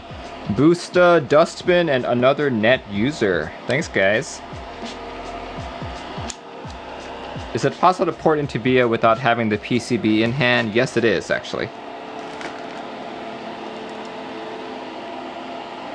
Basically, one half of VIA is QMK support. So if the board is already tested and working in QMK, you can literally just look at its .h file and make your VIA from there. Of course, you won't be able to like test it or like anything. So if you can't test it like that, you still can't submit it to VIA, because one of the requirements is that you test it on the hardware.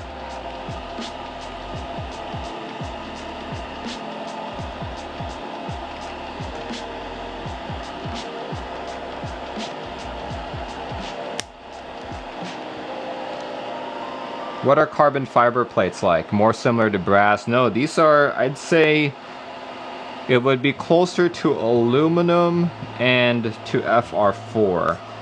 They're quite flexible, to be honest. Ventrium says, what's your favorite layout? These days I'm really into 65s and 75s. Kimchi Jody Boy says, actually curious, what's your preference in a key, layout, case material, mounting style, switches? Layouts, either 65 or 75, but I'm a long-time lover of 60%. Case material, aluminum. Mounting style, probably gasket mount or top mount. Switches, I'm a big linear user.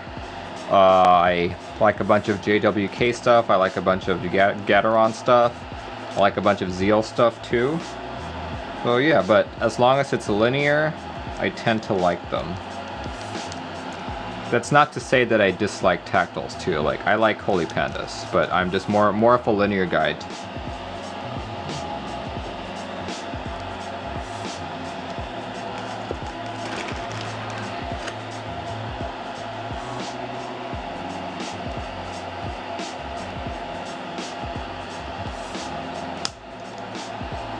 Like, if people were to ask me my favorite stuff, I don't really have a clear answer for that, because for me, I value variety, right?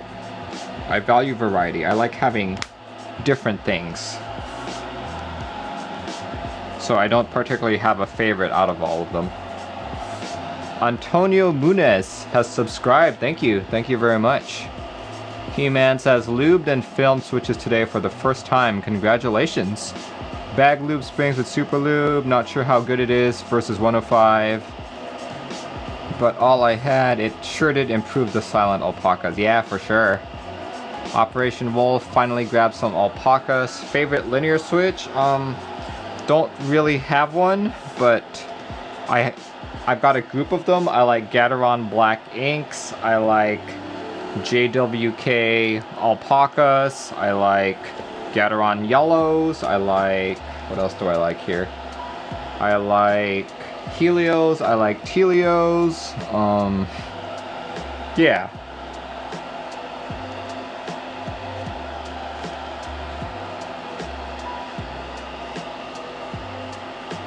No particular single switch, but rather a group of them.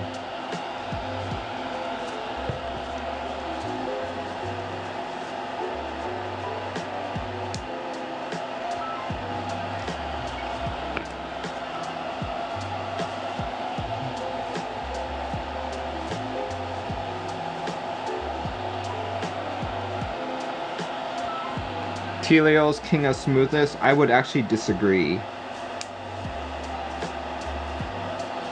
Telios were the king of smoothness, like maybe a year or two ago, but not anymore. I still like them though. I still like Telios. In fact, I need to buy some Telios soon. They're gonna go into my Blumen NK65.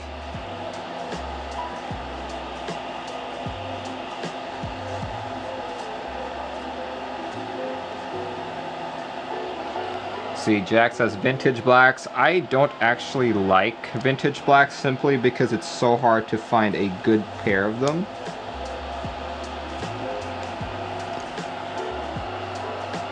Like, in fact, most modern switches these days outscore your typical vintage black.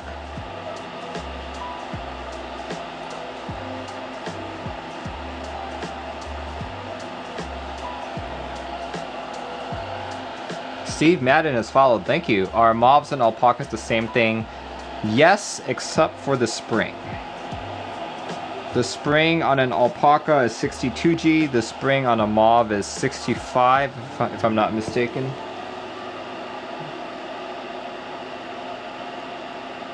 Other than that, it's all just color differences.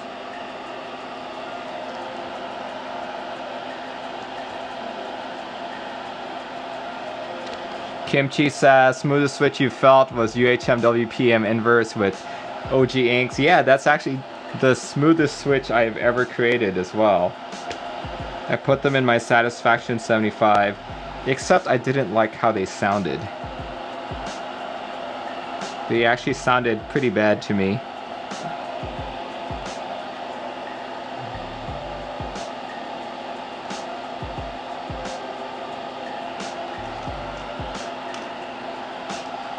I think if I could redo it, I'd probably keep that same ink housing, like the bottom housing, but replace the top with maybe a cherry top or maybe a cream top.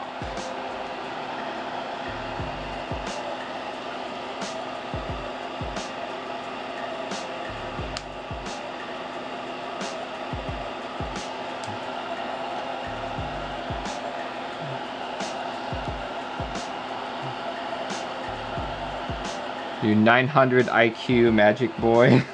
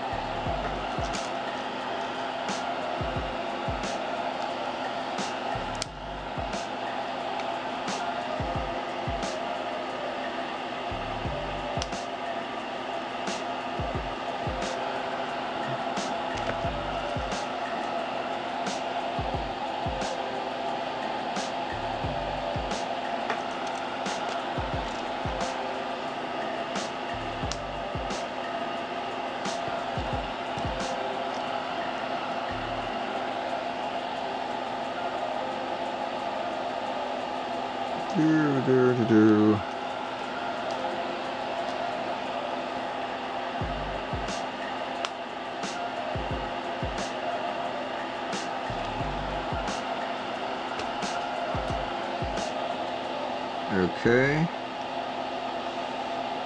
Whew. It's probably one of the longer builds I've done just because of how much precision you need for this.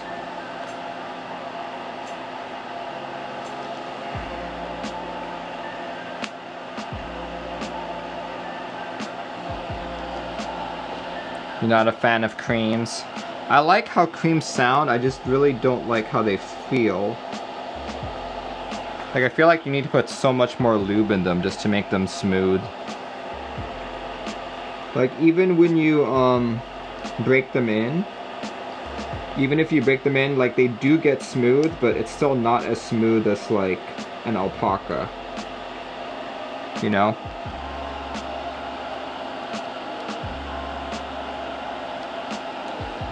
All right, let's see.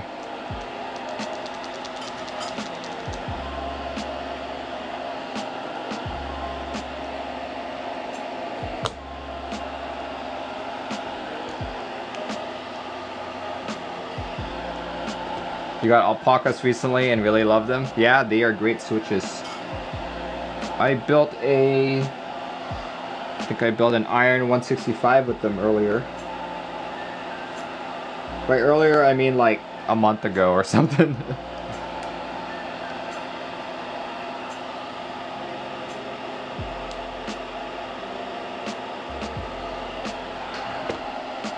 Whew. All right.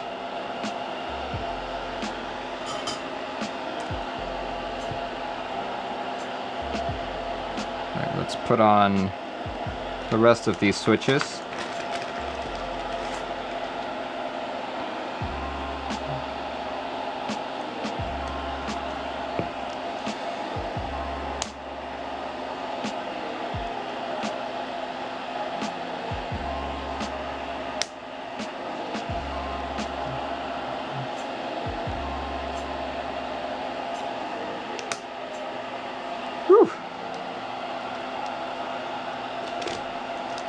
Carbuncle says, I've got mobs on a U80 brass. Would you recommend trying GAT inks on it? Yeah, sure.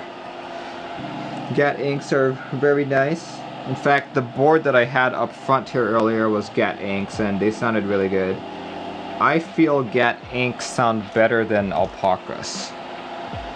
So that might be something you consider.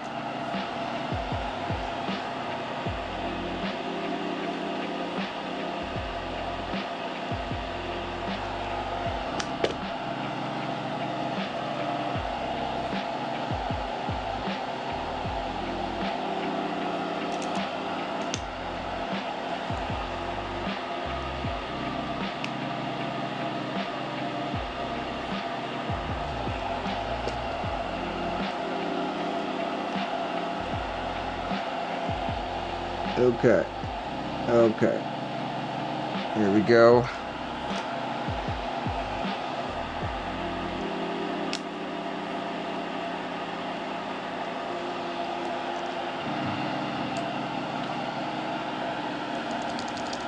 Okay.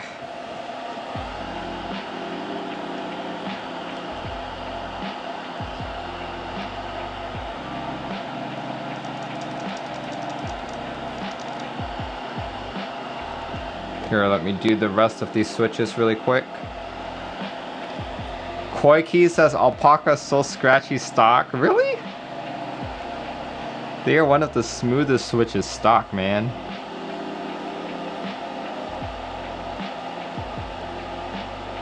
If you think they're scratchy, I'd like to see what you think is a smooth stock switch.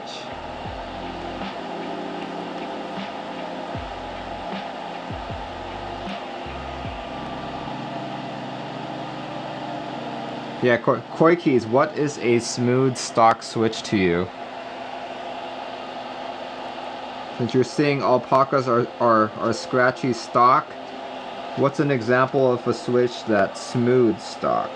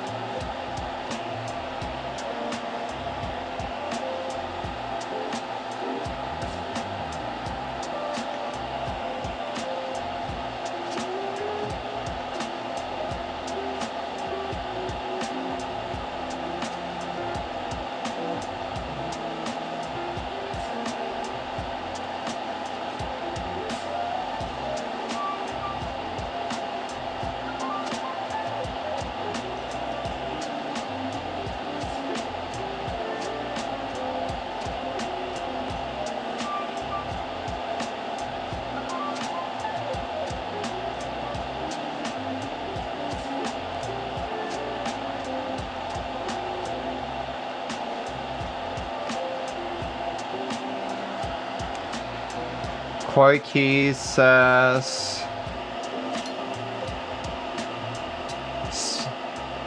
splits? Banana splits? Aren't banana splits JWK as well?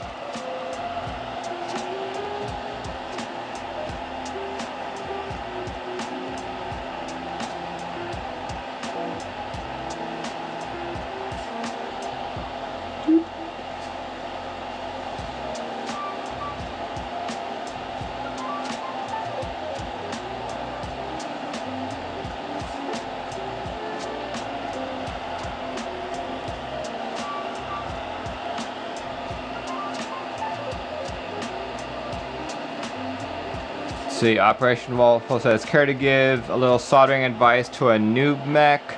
Watch lots of videos on like how to do it. Watch lots of videos and practice.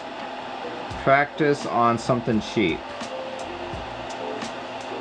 Like find a small electronics kit on like Amazon or something, and practice doing that first.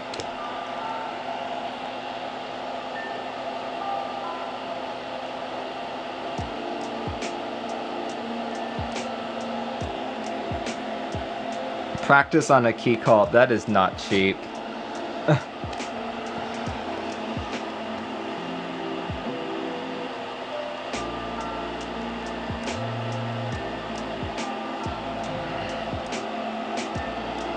Operation Wall says, thanks, mech. I prefer to be called Merlin.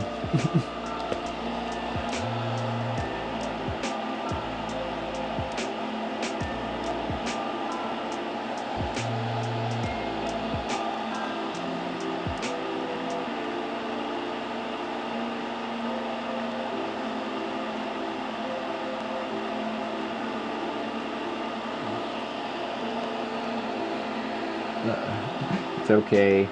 Most people new to the channel think that my name is Mech.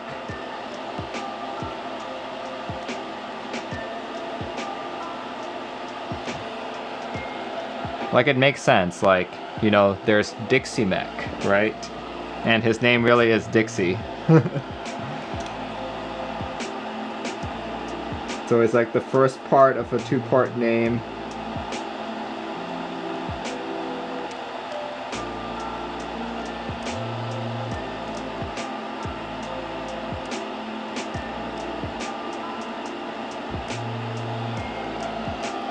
First name Mac, last name Merlin.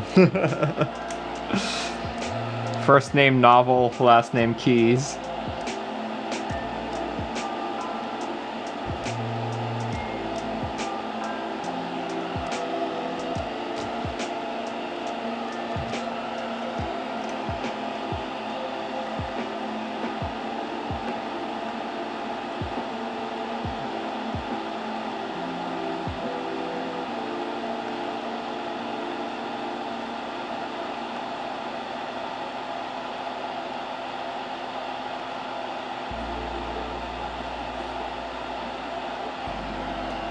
Last name ever greatest. Okay, all we've got is the bottom row. Time to figure out the bottom row layout. Let's give my soldering iron a rest here.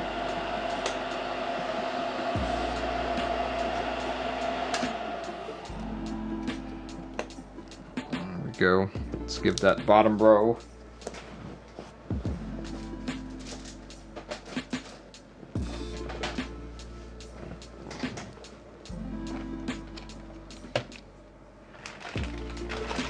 Ruben 92 PT, thank you. Thanks for following. Let's see. I need some 1.25 U's.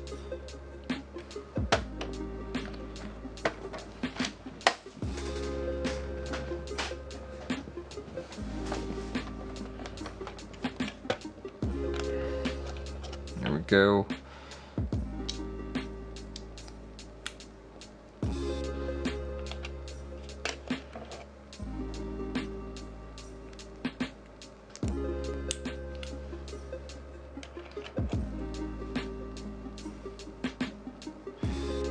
This is the second stream that you've watched that's building it? Well, yes, there was a group buy that recently delivered.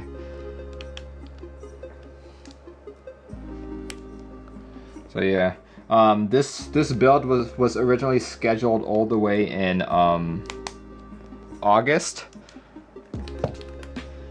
So yeah, group buy was delayed a bit, but it eventually made it to people.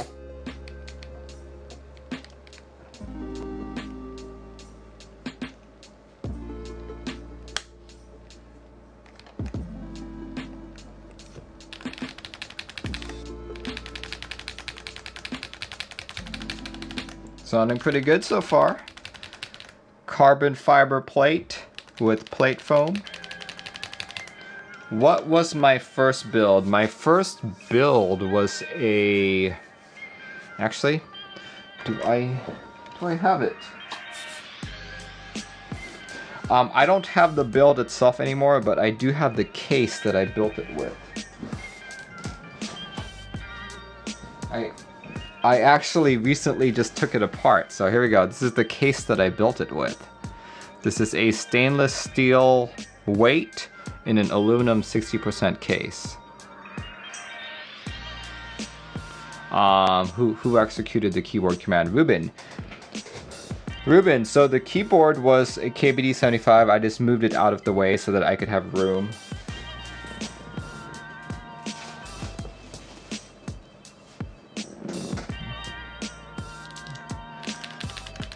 See. We now need to put a switch in.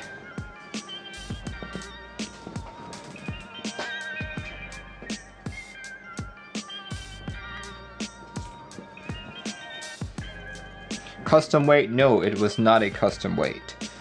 That's just how the board came.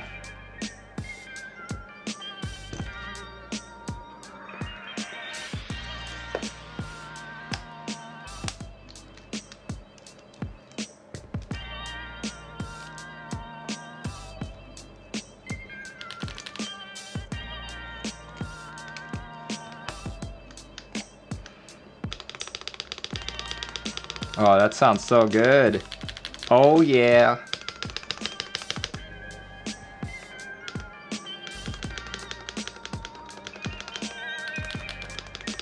Customer's gonna be very happy with this. It's a very good sounding board. And it's not even in the actual case yet.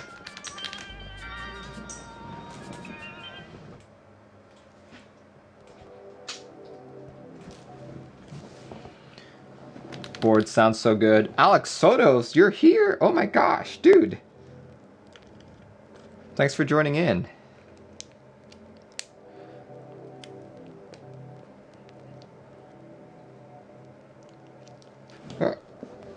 Key fell. Where did the key fall to? Oh, there it is.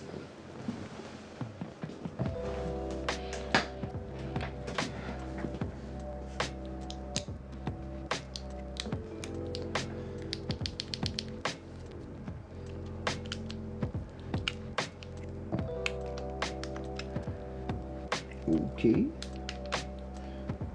Why don't you go in, switch? That is so loose. Okay. Let's try it.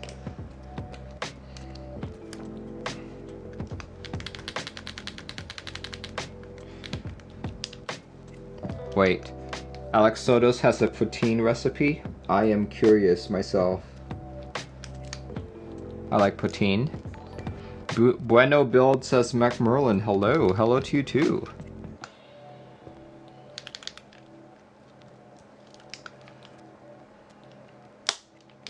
There we go. I like it when it snaps.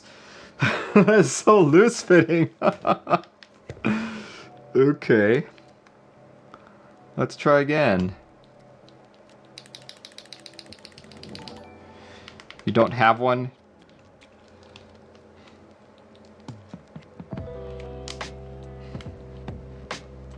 Spare time, sorry about that. I moved the keyboard out of the way, but it was the board I built on Thursday. I think you were on stream at the time. Alright, back to soldering this very bottom row. And I guess while we're waiting for the iron to get hot,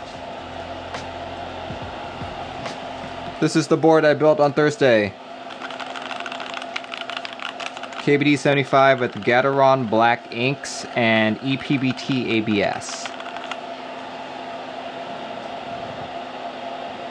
The drink today is just orange juice.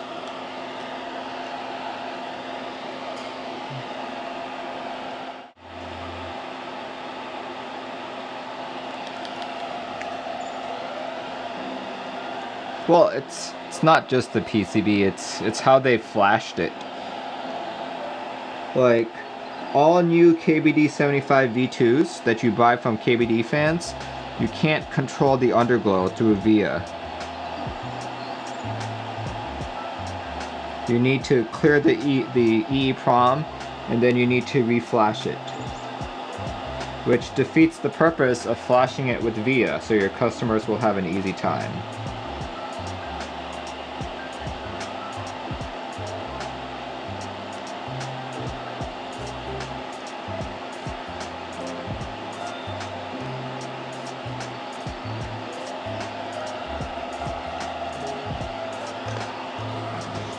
Alright, let's see.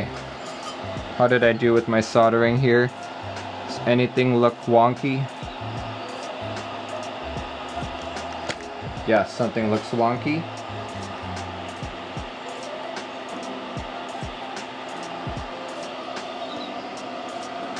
Switch Doctor says, oh, that's frustrating. I was just wondering how to change the underglow. Yeah, you can't through VIA. You need to reflash it. Yeah, well, first you need to clear the EEPROM, then you need to reflash it. Two-step process.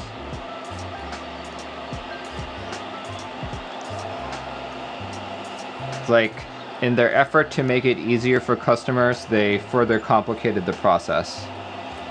Like, they didn't even check that it worked before just flashing it. Though, to be fair, I don't think it's KBD fans that did the flashing. It might have been the factory. So the factory might not know anything about QMK. You're probably just told, flash this on.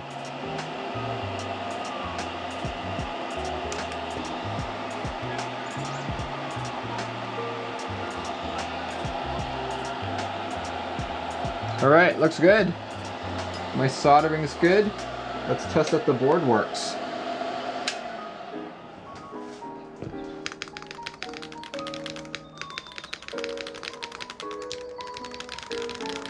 Oh, that already sounds good. There. Let's turn on VIA while we're talking about it. Oh, so bright. So bright. So bright. Okay. Let's do... You know what? I don't have my board on me.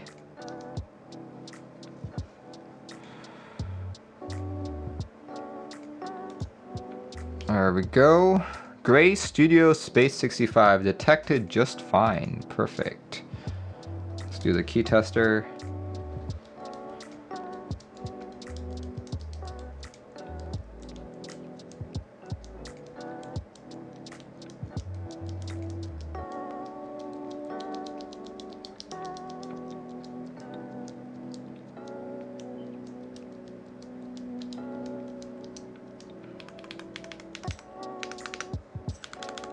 And this should be an A because it was originally an MO key. Yep, A. Perfect. Awesome. Board works. Board works. We can now assemble it. Awesome. But before we do that, I do want to clean up the PCB a little bit. Let me grab all my tools here. Clean up the PCB just a little bit. I did a fairly good job keeping the flux spatter down to a minimum, but still gotta make it look good. Koiki says Vega hype train. Shh, don't tell anyone. I want to be one of the top 1,000. What do I use to clean the flux? I just use regular isopropyl alcohol, specifically 99%. I also use a toothbrush.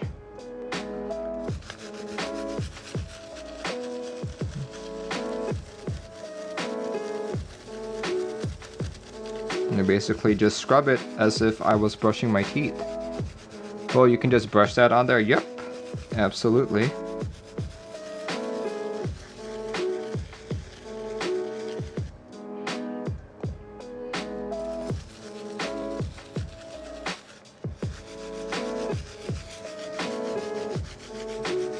We all praying, says Corey Keys.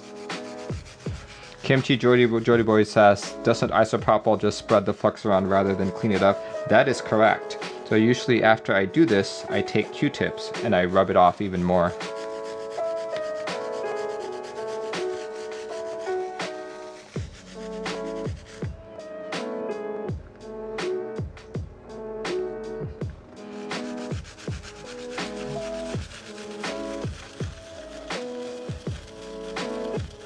It's making you uncomfortable.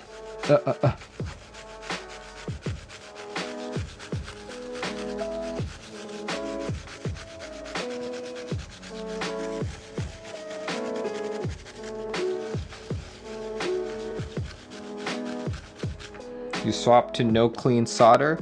That works too. 99 seems strong. It's strong if you're drinking it. So don't drink it.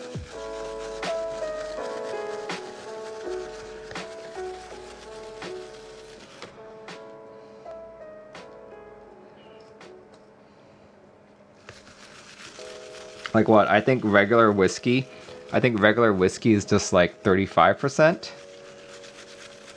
If I'm not mistaken. 35-40%.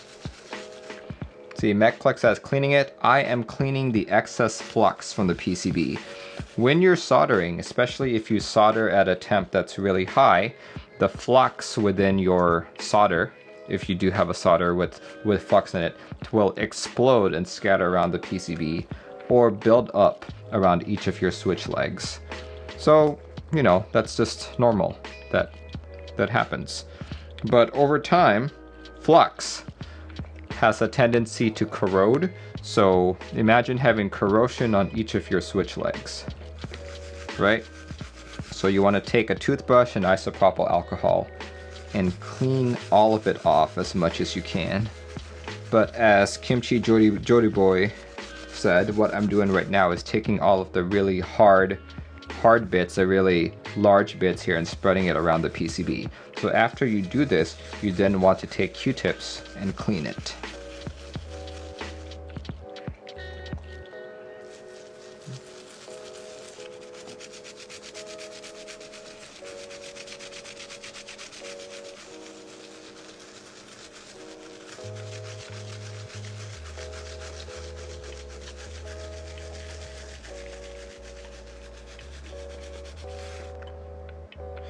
Would you recommend only 99%? I have 70 and I don't know if I should buy 99% cleaning the flux.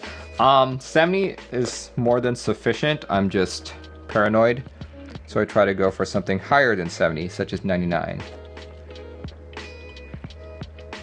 Do you find it more efficient to just chip off while it's clumped up? Chipping it off, I think I would damage the PCB if I did that. Whereas if I use a toothbrush, the bristles on the toothbrush do a very good job cleaning it.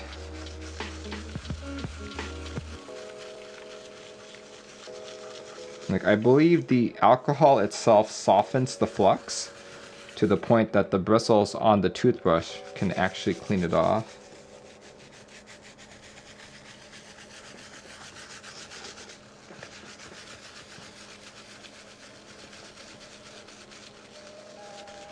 There we go. And you can tell that you've spread it around by touching your PCB.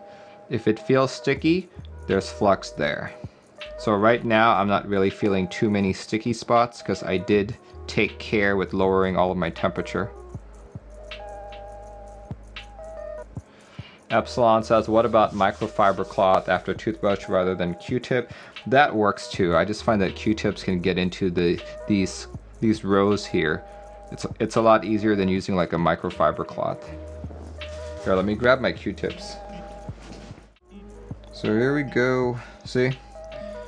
So if there is excess flux, your Q-tip will turn maybe yellow, brownish, all that stuff. But if you're careful with your soldering and you solder at the right temperatures, this isn't too big of a problem. I've noticed that over time I've just gotten better at soldering, that I actually generate very little flux residue. Graffiti Deco says, what temp do you solder with? I think to better explain for that is, I currently solder at 530 degrees Fahrenheit, but that's not like a general use case where you should use it too. The way you figure it out is to take your soldering iron, right? And pick a temperature such as maybe 480 Fahrenheit. Then take your solder, right? Take your solder. Bump up your soldering iron by 5 to 10 degrees every single time as you're touching the solder to your soldering iron.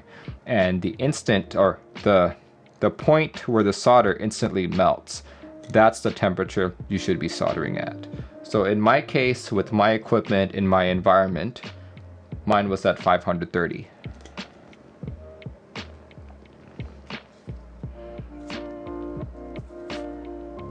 MetClick says, I'm sorry to keep asking, but what liquid are you using? I'm using isopropyl alcohol.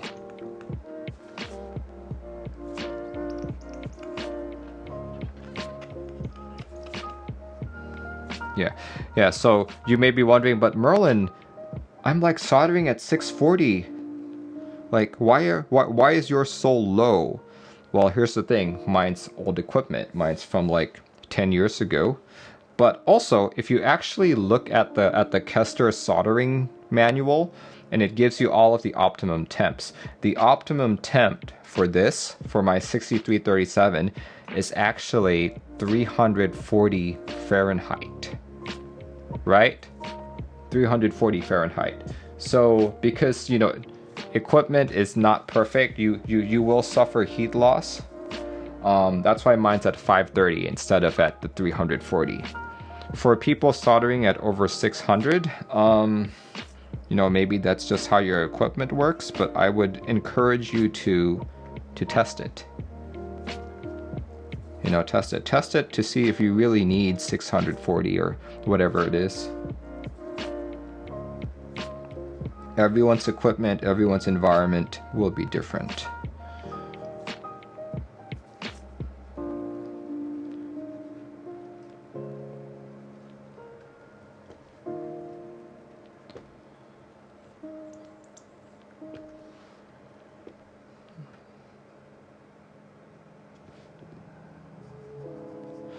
Piot says, my iron has no temp control, just wattage. Yeah, that's you know, the way to test that out is that solder method that I told you. You know, just make sure, like, for example, if you took your solder and you touched it and it's not melting instantaneously, it means your wattage is way too low. Matt Clark says, love the stream. Thanks for the help. Have a good night. Thank you. And thank you for your 100-bit donation.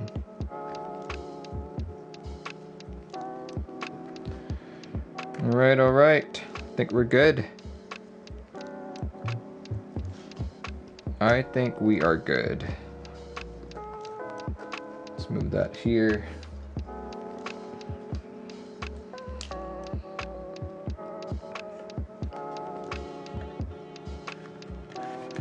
What thickness of solder that is? I think it's 0.8. It is 0.75 millimeters. So yeah, 0.8, I guess. All right, we can actually put the board together now. Let me grab the rest of it.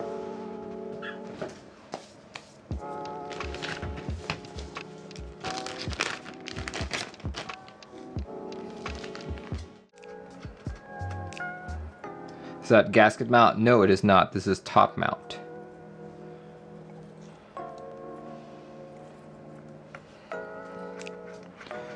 June says, do you know if there's a difference between Cerakote white versus E-white? Yes, there is. E-white is electrophoresis. It's a different kind of coating process. Cerakoting is a different coating process as well. Cerakoting is what's most often used in guns.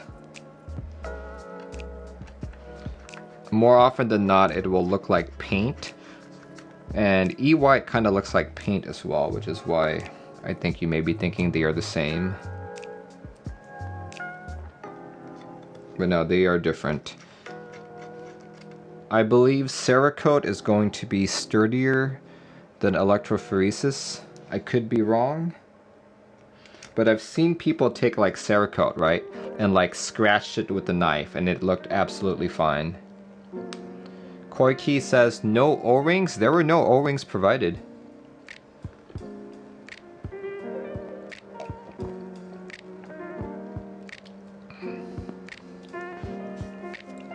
Kimchi Jody Boy says, Cerakote is one of, if not the most durable coating. Yeah, I think I read an article about it being like its hardness factor was higher than regular anodization and even like the type 2 anodization. There we go.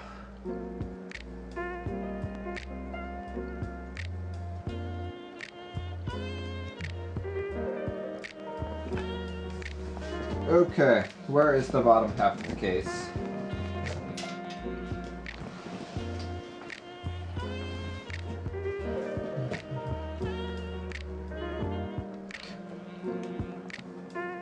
Kevlar, thanks for joining in.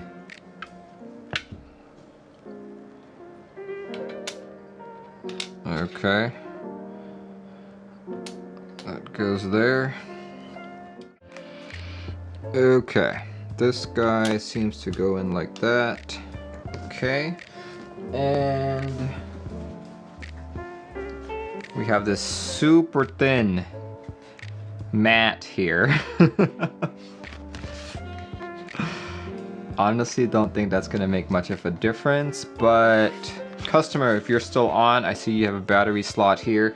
There's no battery with this board, so I'm gonna fill it up with additional foam. Alan redeemed hydrate. All right.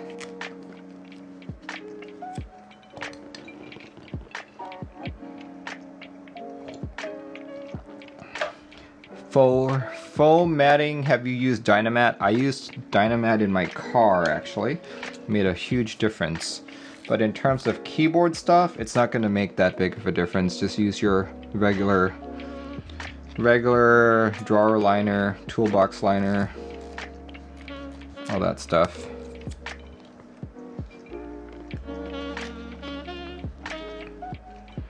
Okay, a little bit more. Cerakoting is cheaper than electrophoresis. I did not know that. Good to know.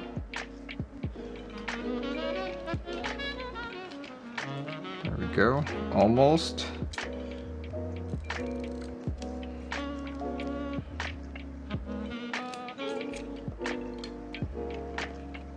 I think Cerakote is very scratch resistant. It almost feels like I can put another one there. Well, let's do that. Let's put another one there.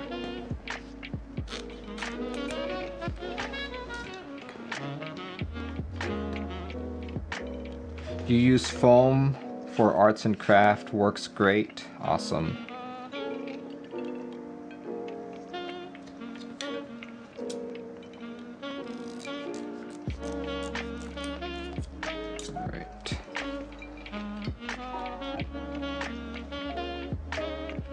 This board should have come with foam cutout.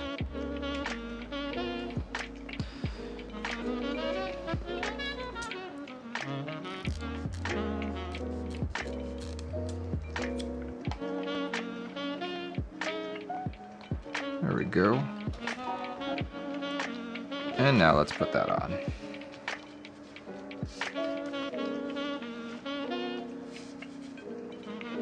There we go. Yeah, this is such a thin piece of foam. I don't think that's actually going to do much for you.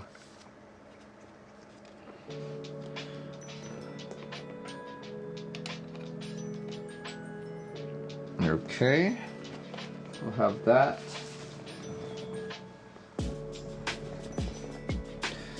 Then we'll take this guy, put it on.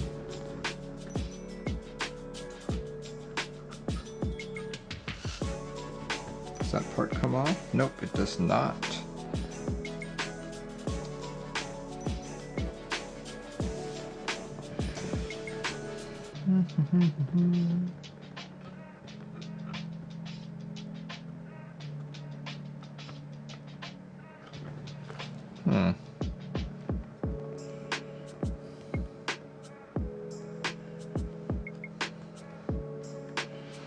Let's try that again.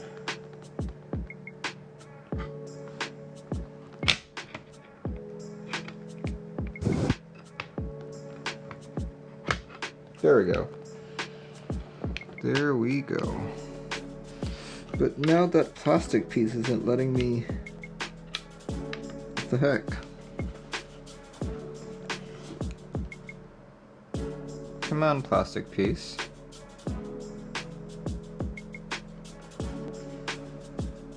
Okay, that's odd.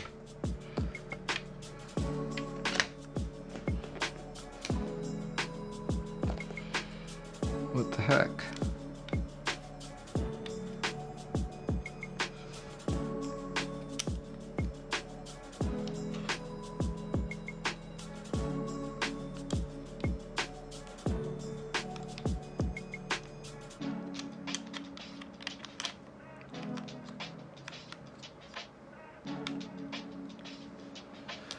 Do you like the CF plate or too flexy for you? I don't know yet.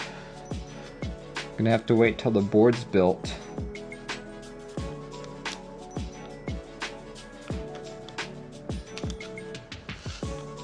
Okay, I obviously don't know how this plastic piece goes in.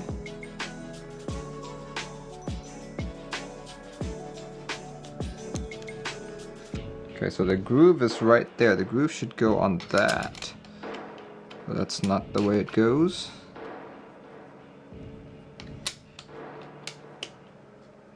There we go, that feels like it.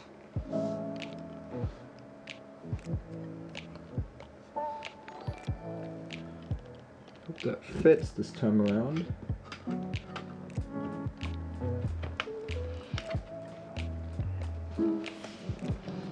Doesn't seem to be closing though.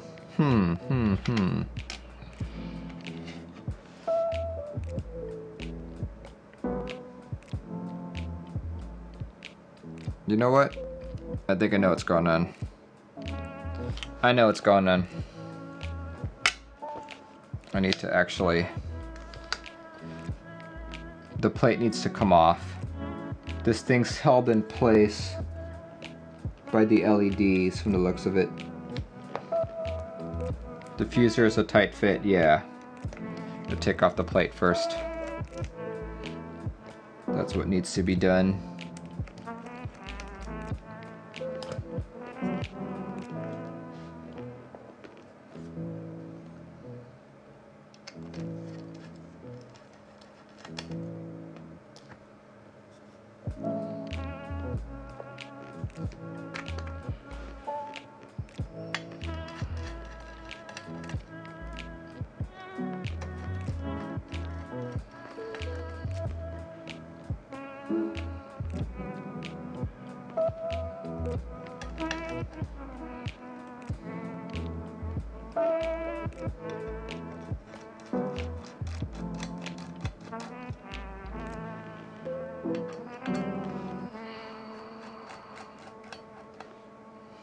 Okay.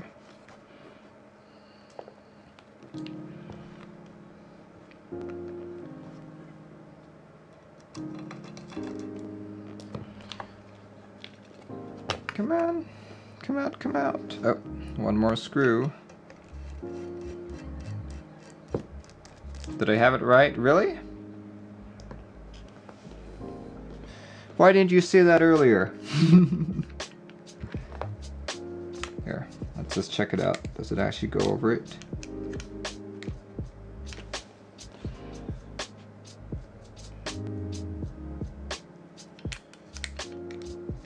Well, I know it goes over the plate, but it still has to go under the LEDs.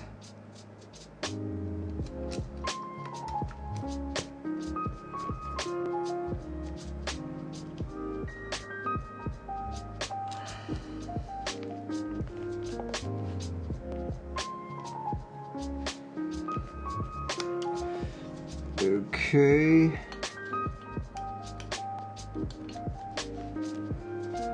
See, I don't get how this piece connects here.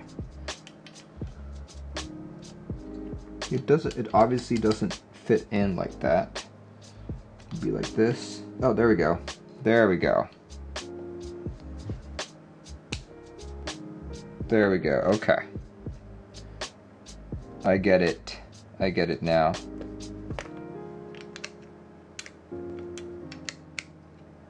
There we go. We figured it out, guys.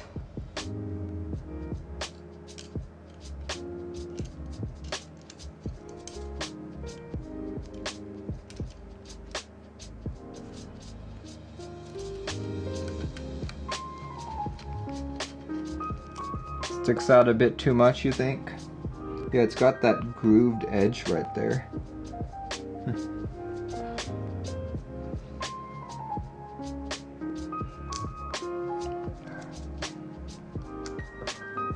I wish these screws were magnetic, because this really isn't helping my case here.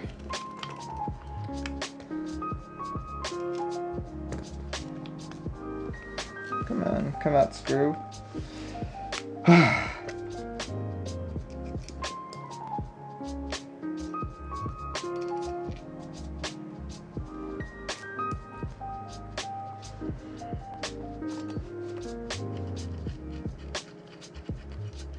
Core keys put in a, I don't know what that is. Looks like some type of sea monster. Is it a kraken?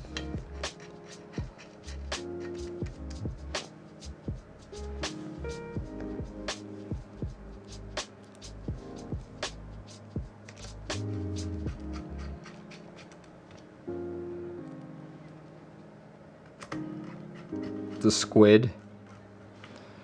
That's the hardest board you've had to build. No, it's not. Oh, what's the hardest board you've had to build? Hardware or software? Actually, the answer to that might be both, actually. Like, I mean, the answer to that is going to be hardware and software. I'm going to have to say it would be the Matrix Noah. Porting that to QMK and getting it to actually work was very, very difficult. In fact, Zark had to help me out big time.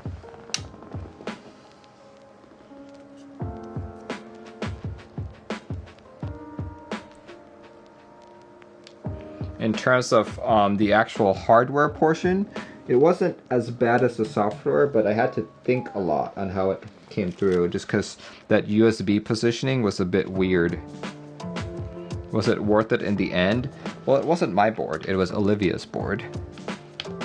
So, you know,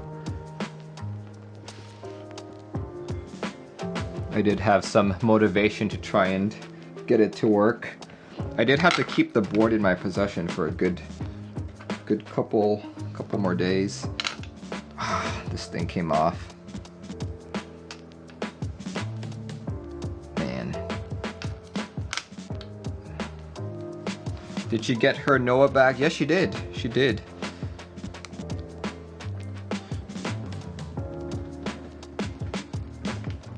Like there was one point in that build where I bricked her board.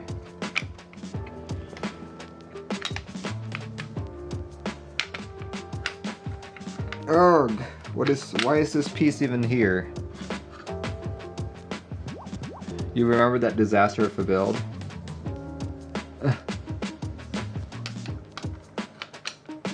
Okay. And of course this piece came off. Great. Annoying.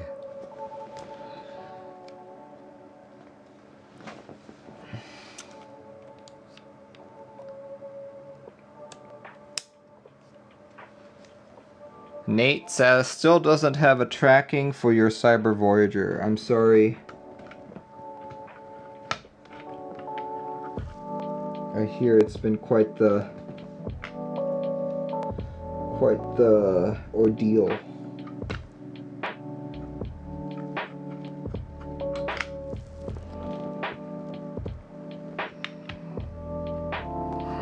Okay. I think we got it. I think. Maybe. Seems right. No, it's not. What is the deal with that lighting thing? Oh my word.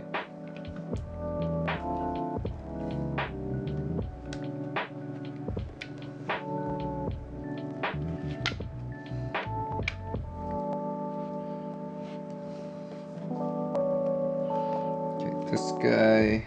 Hold on. Let me just.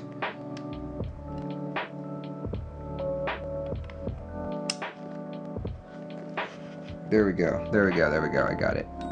No!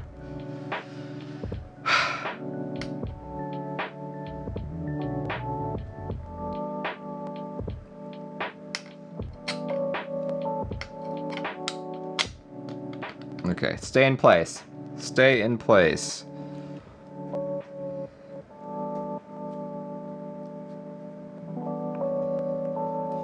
Okay, maybe I'll try doing it from the back like this. There we go. This might be more useful.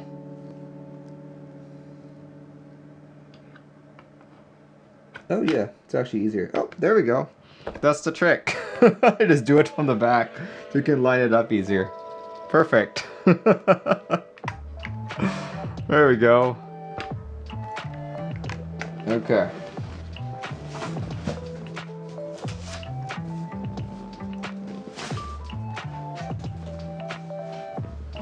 That was the trick.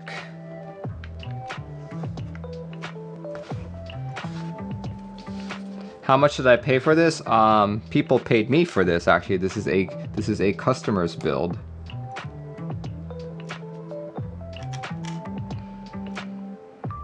but retail wise, to buy this as part of the group buy, it was $399, if I'm not mistaken.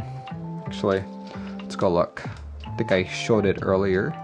It was, yep, $399. Like these days, I don't really have too many of my boards built. It's mainly just customer boards. Oh, $299 for the GB and $399 for the extras. Ah, okay. I get it. $350 with shipping, you think?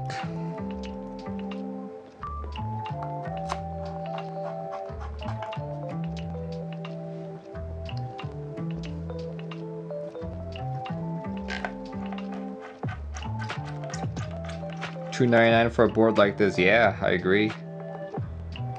So far it's been a joy.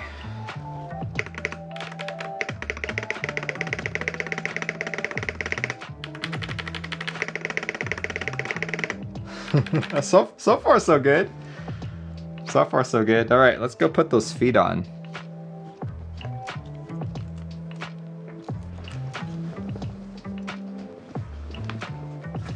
How do I feel about Topro switches? I am not a big fan of Topro, actually. Like the only board that I ever felt they did good on was probably the HHKB, but any of the Real Force stuff never really impressed me, to be honest. There we go. Okay. So apparently there are feet that cover screws. I'm not going to put the screws in case, I mean, I'm not going to put the feet in over the screws quite yet, just in case my particular customer wants to open up the board and put more, what do you call that? Put more foam.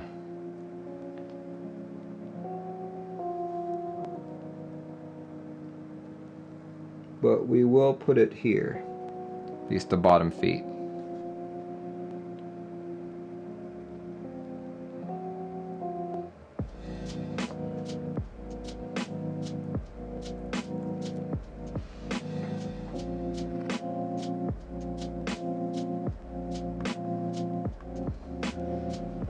Okay, bottom feet. And we'll save the rest for the customer. Customer can apply it themselves at their discretion.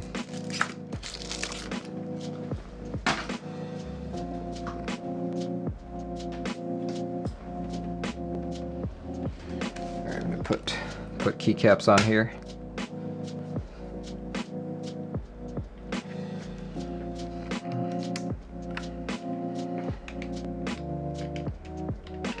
Did I end up buying the concrete board? No, I did not. What I'm putting on right now is JTK black or white on black.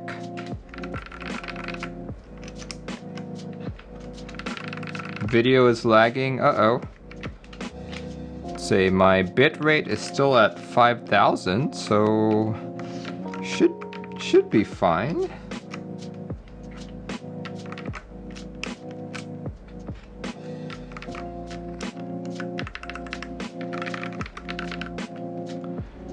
Koi fish, maybe you're the one lagging, or koi keys, I mean.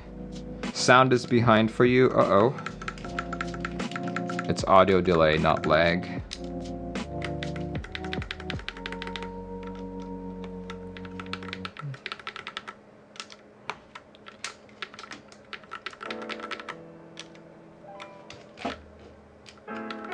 Opinions on JTK versus GMK? Well, it's obviously not GMK. This is a discount GMK, but I think that they're good enough. JTK is cheaper, but if you go for the triple shot JTK, it's not much cheaper. Like JTK triple shot is $100. The equivalent GMK set with enough coverage is going to be $130, so $30 difference.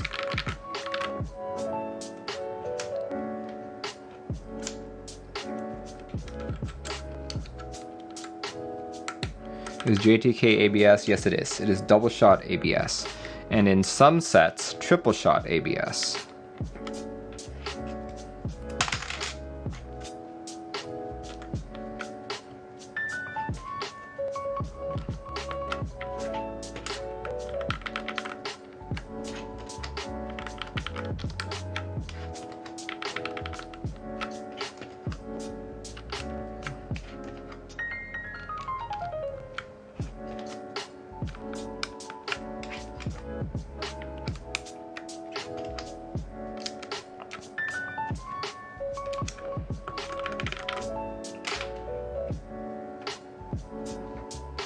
JTK trays are better than the new GMK trays. I agree. Oh, why am I putting F row on that? That's not what I want.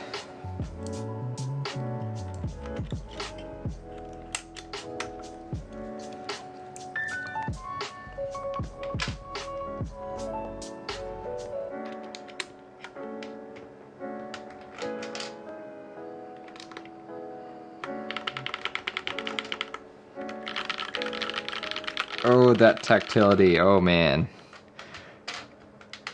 Probably a bit too tactile for me now since I've been using linears for a long time.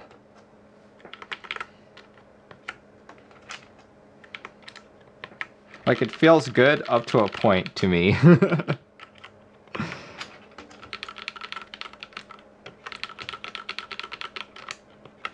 Yeah, okay. I really don't think that case foam that they provided is doing very much because I can still hear the case vibrating.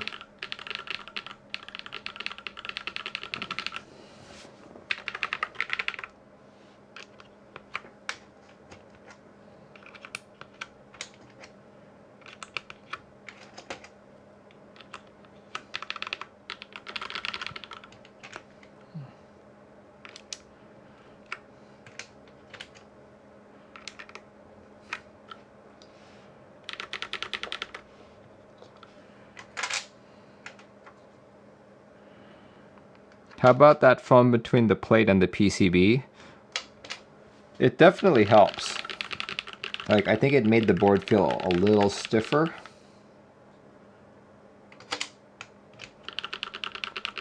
But in terms of like the empty space underneath all that, I don't think the foam that they provided really helped.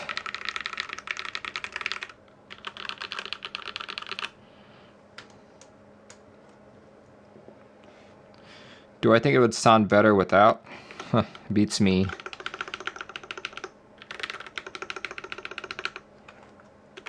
Are those old JTKs? Probably. I bought them quite some time ago. I've had this for a long, long time.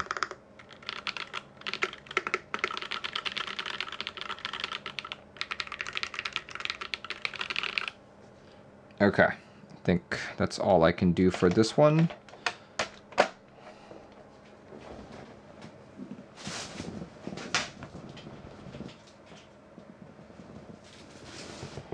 Let's do these. Yeah, this is definitely old, the older JTK, because the 1.75U shift is not covered.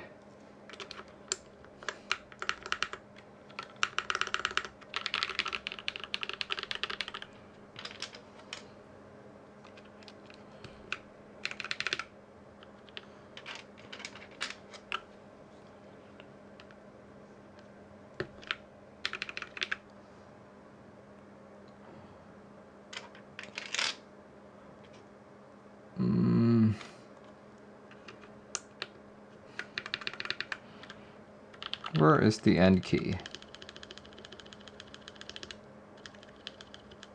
You know what? I'm just gonna put this key here. Do the left or right out keys rub on the case at all? No, they do not. Would I highlight the legends later? What do you mean by highlighting the legends?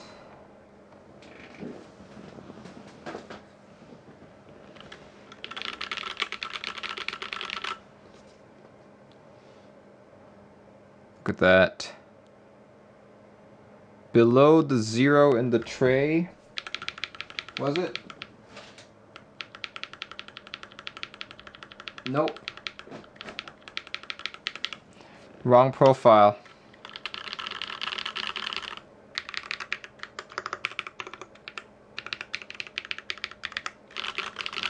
Sounds good. Sounds good. Let's go do a typing test now. Typing test. Typing test time.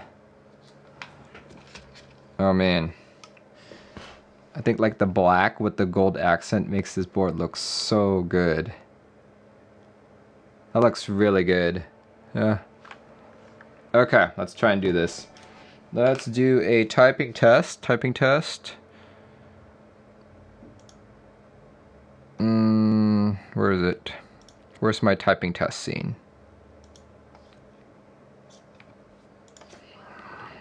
Let's plug in the board. Ooh, fancy lighting.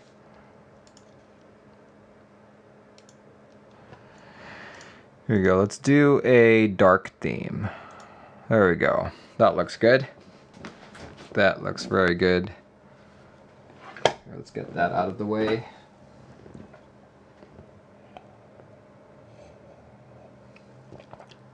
Okay. Okay. Here goes. Here goes.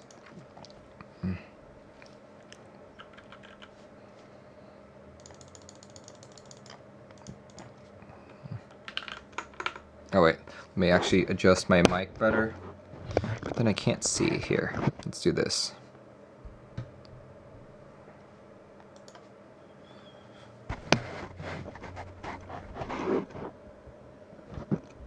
Yeah, I've noticed that whenever I do the typing test like this, it's harder for me to type because I can't see my screen as well. But there we go. Let me adjust it a bit. Here goes.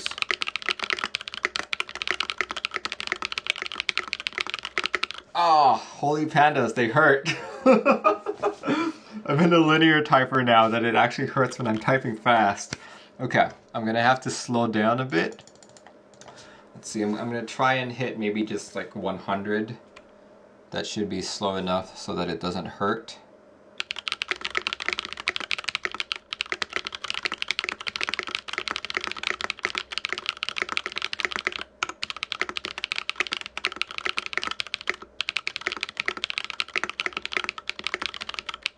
Ah.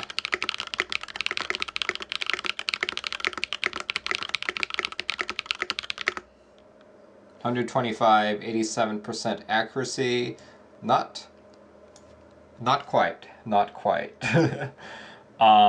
Yeah, I'm noticing that if I went at it as fast as I normally do, it did hurt my fingers. So I guess it's just me not typing on tactiles for such a long time. And Holy Pandas being probably one of the more tactile switches, that's probably why. Here. Okay, let's actually try and do it fast. We'll see how I do.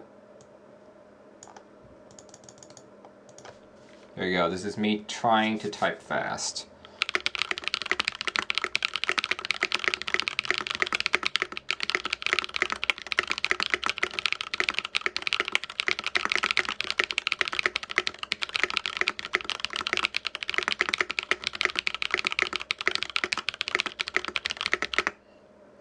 Whew. Ouch. Ouch. Okay. Yeah, probably would not use this board for long typing periods. Xenophobia says, Berlin, what switches do you use at work normally? So at work, I've got one board's got 78G Xylants actually, and the other board has got Gateron yellows. Sounds pretty good for tactile. Well, yeah, these are Lubed 205G0. No, wait, 3204 Lubed Holy Pandas. I just typed faster than Teja. Well, I feel like I've always typed faster than Teja, but I think he's a little bit more accurate than me.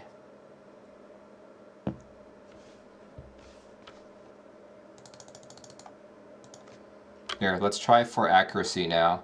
I think for tactiles, for me to be like 100% accurate, I might be like 100. Let's try it. Let's try it.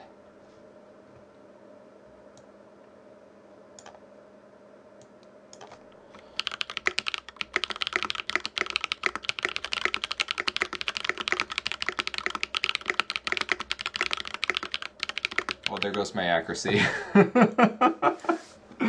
See, Koiki says, what do people at work say about your keyboards? They've only ever seen those two keyboards, and for, let's see, I guess there are two people who sometimes pop into the stream. But yeah, I don't think most people at work have seen the extent of my collection.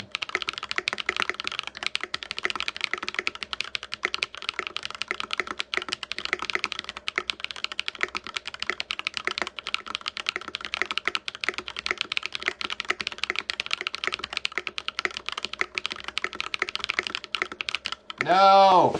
Almost. Can't do it. So for some reason, I'm just not as accurate on tactiles anymore. This is what happens after you type on linear for such a long period of time. Alan says, didn't know you could type that fast. I think the highest I've ever typed on stream was with Gateron Black Inks. I was at 160 something. 160 something. So 151 is not my highest. I'm actually surprised I even got to 150 with tactiles. But here, okay. I'm gonna slow down even more.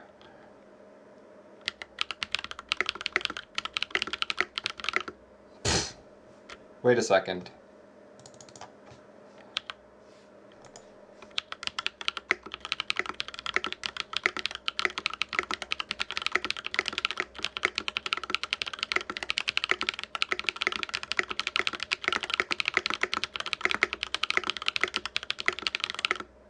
No!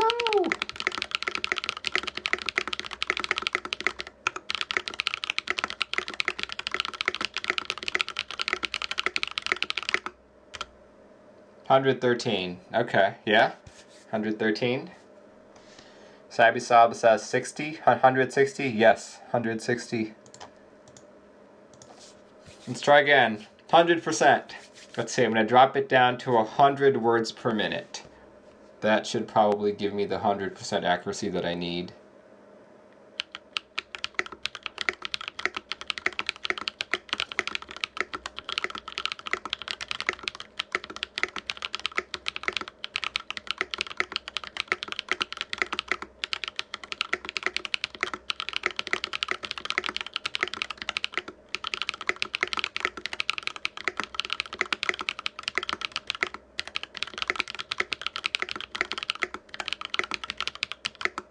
No! You guys didn't see that. There we go, okay. 97 words per minute, accuracy 100%. There we go. That's it. 100 words per minute gives me 100%. Rabia says better than Teha. Better in what way? Doesn't sound that bad. Yeah, it's Holy Pandas. Holy Pandas right here.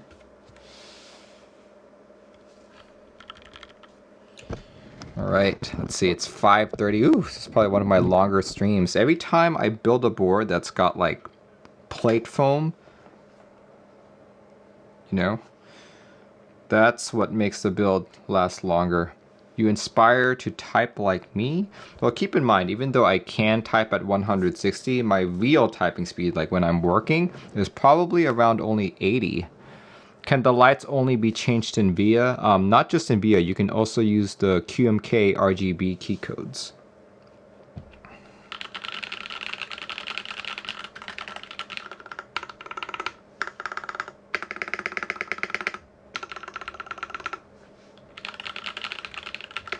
Though I do wish that you would have been able to change the lighting over here and on the side, because right now these two lights are combined into one.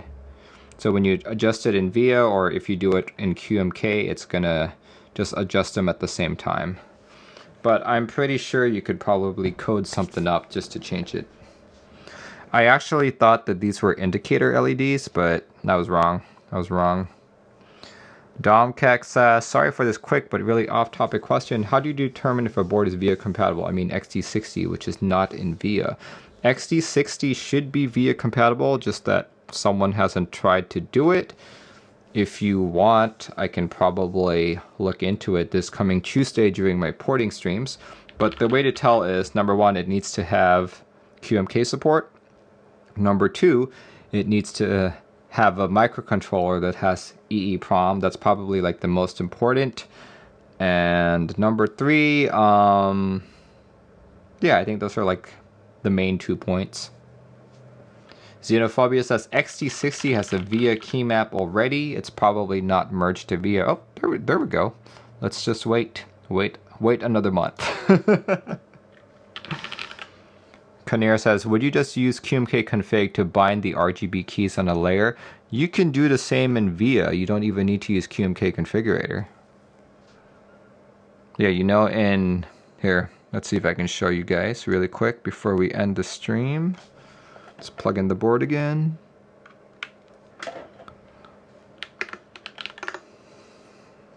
There we go. You guys can see top right here. If you click on configure, right? If you go to the bottom half of the screen, you see all your key codes right here. The very bottom, there's QMK lighting. These are the key codes that you want, and you can drag and drop them, or not drag and drop, but you can see. Let's do RGB toggle. Let's put RGB toggle right there. And now if you guys watch the keyboard, we can turn it off just like that. Turn it back on. There we go. See? Alan says, what software should I use to customize my drop alt? It is QMK programmable, but it is not in VIA. I don't think it will ever be in VIA. Yeah. All right. Thanks, guys, for joining in. Hope you guys enjoyed the show. I know it started later and also ended a lot later than usual. My next stream will be tomorrow evening, in which I'll be talking about group buys that are starting and ending for the following week. So if you guys have some extra money to burn, definitely stay tuned for that show. Everyone else, hope you have a good rest of your evening and a good rest of your weekend actually, and I will catch you maybe tomorrow. All right, guys, have a good night.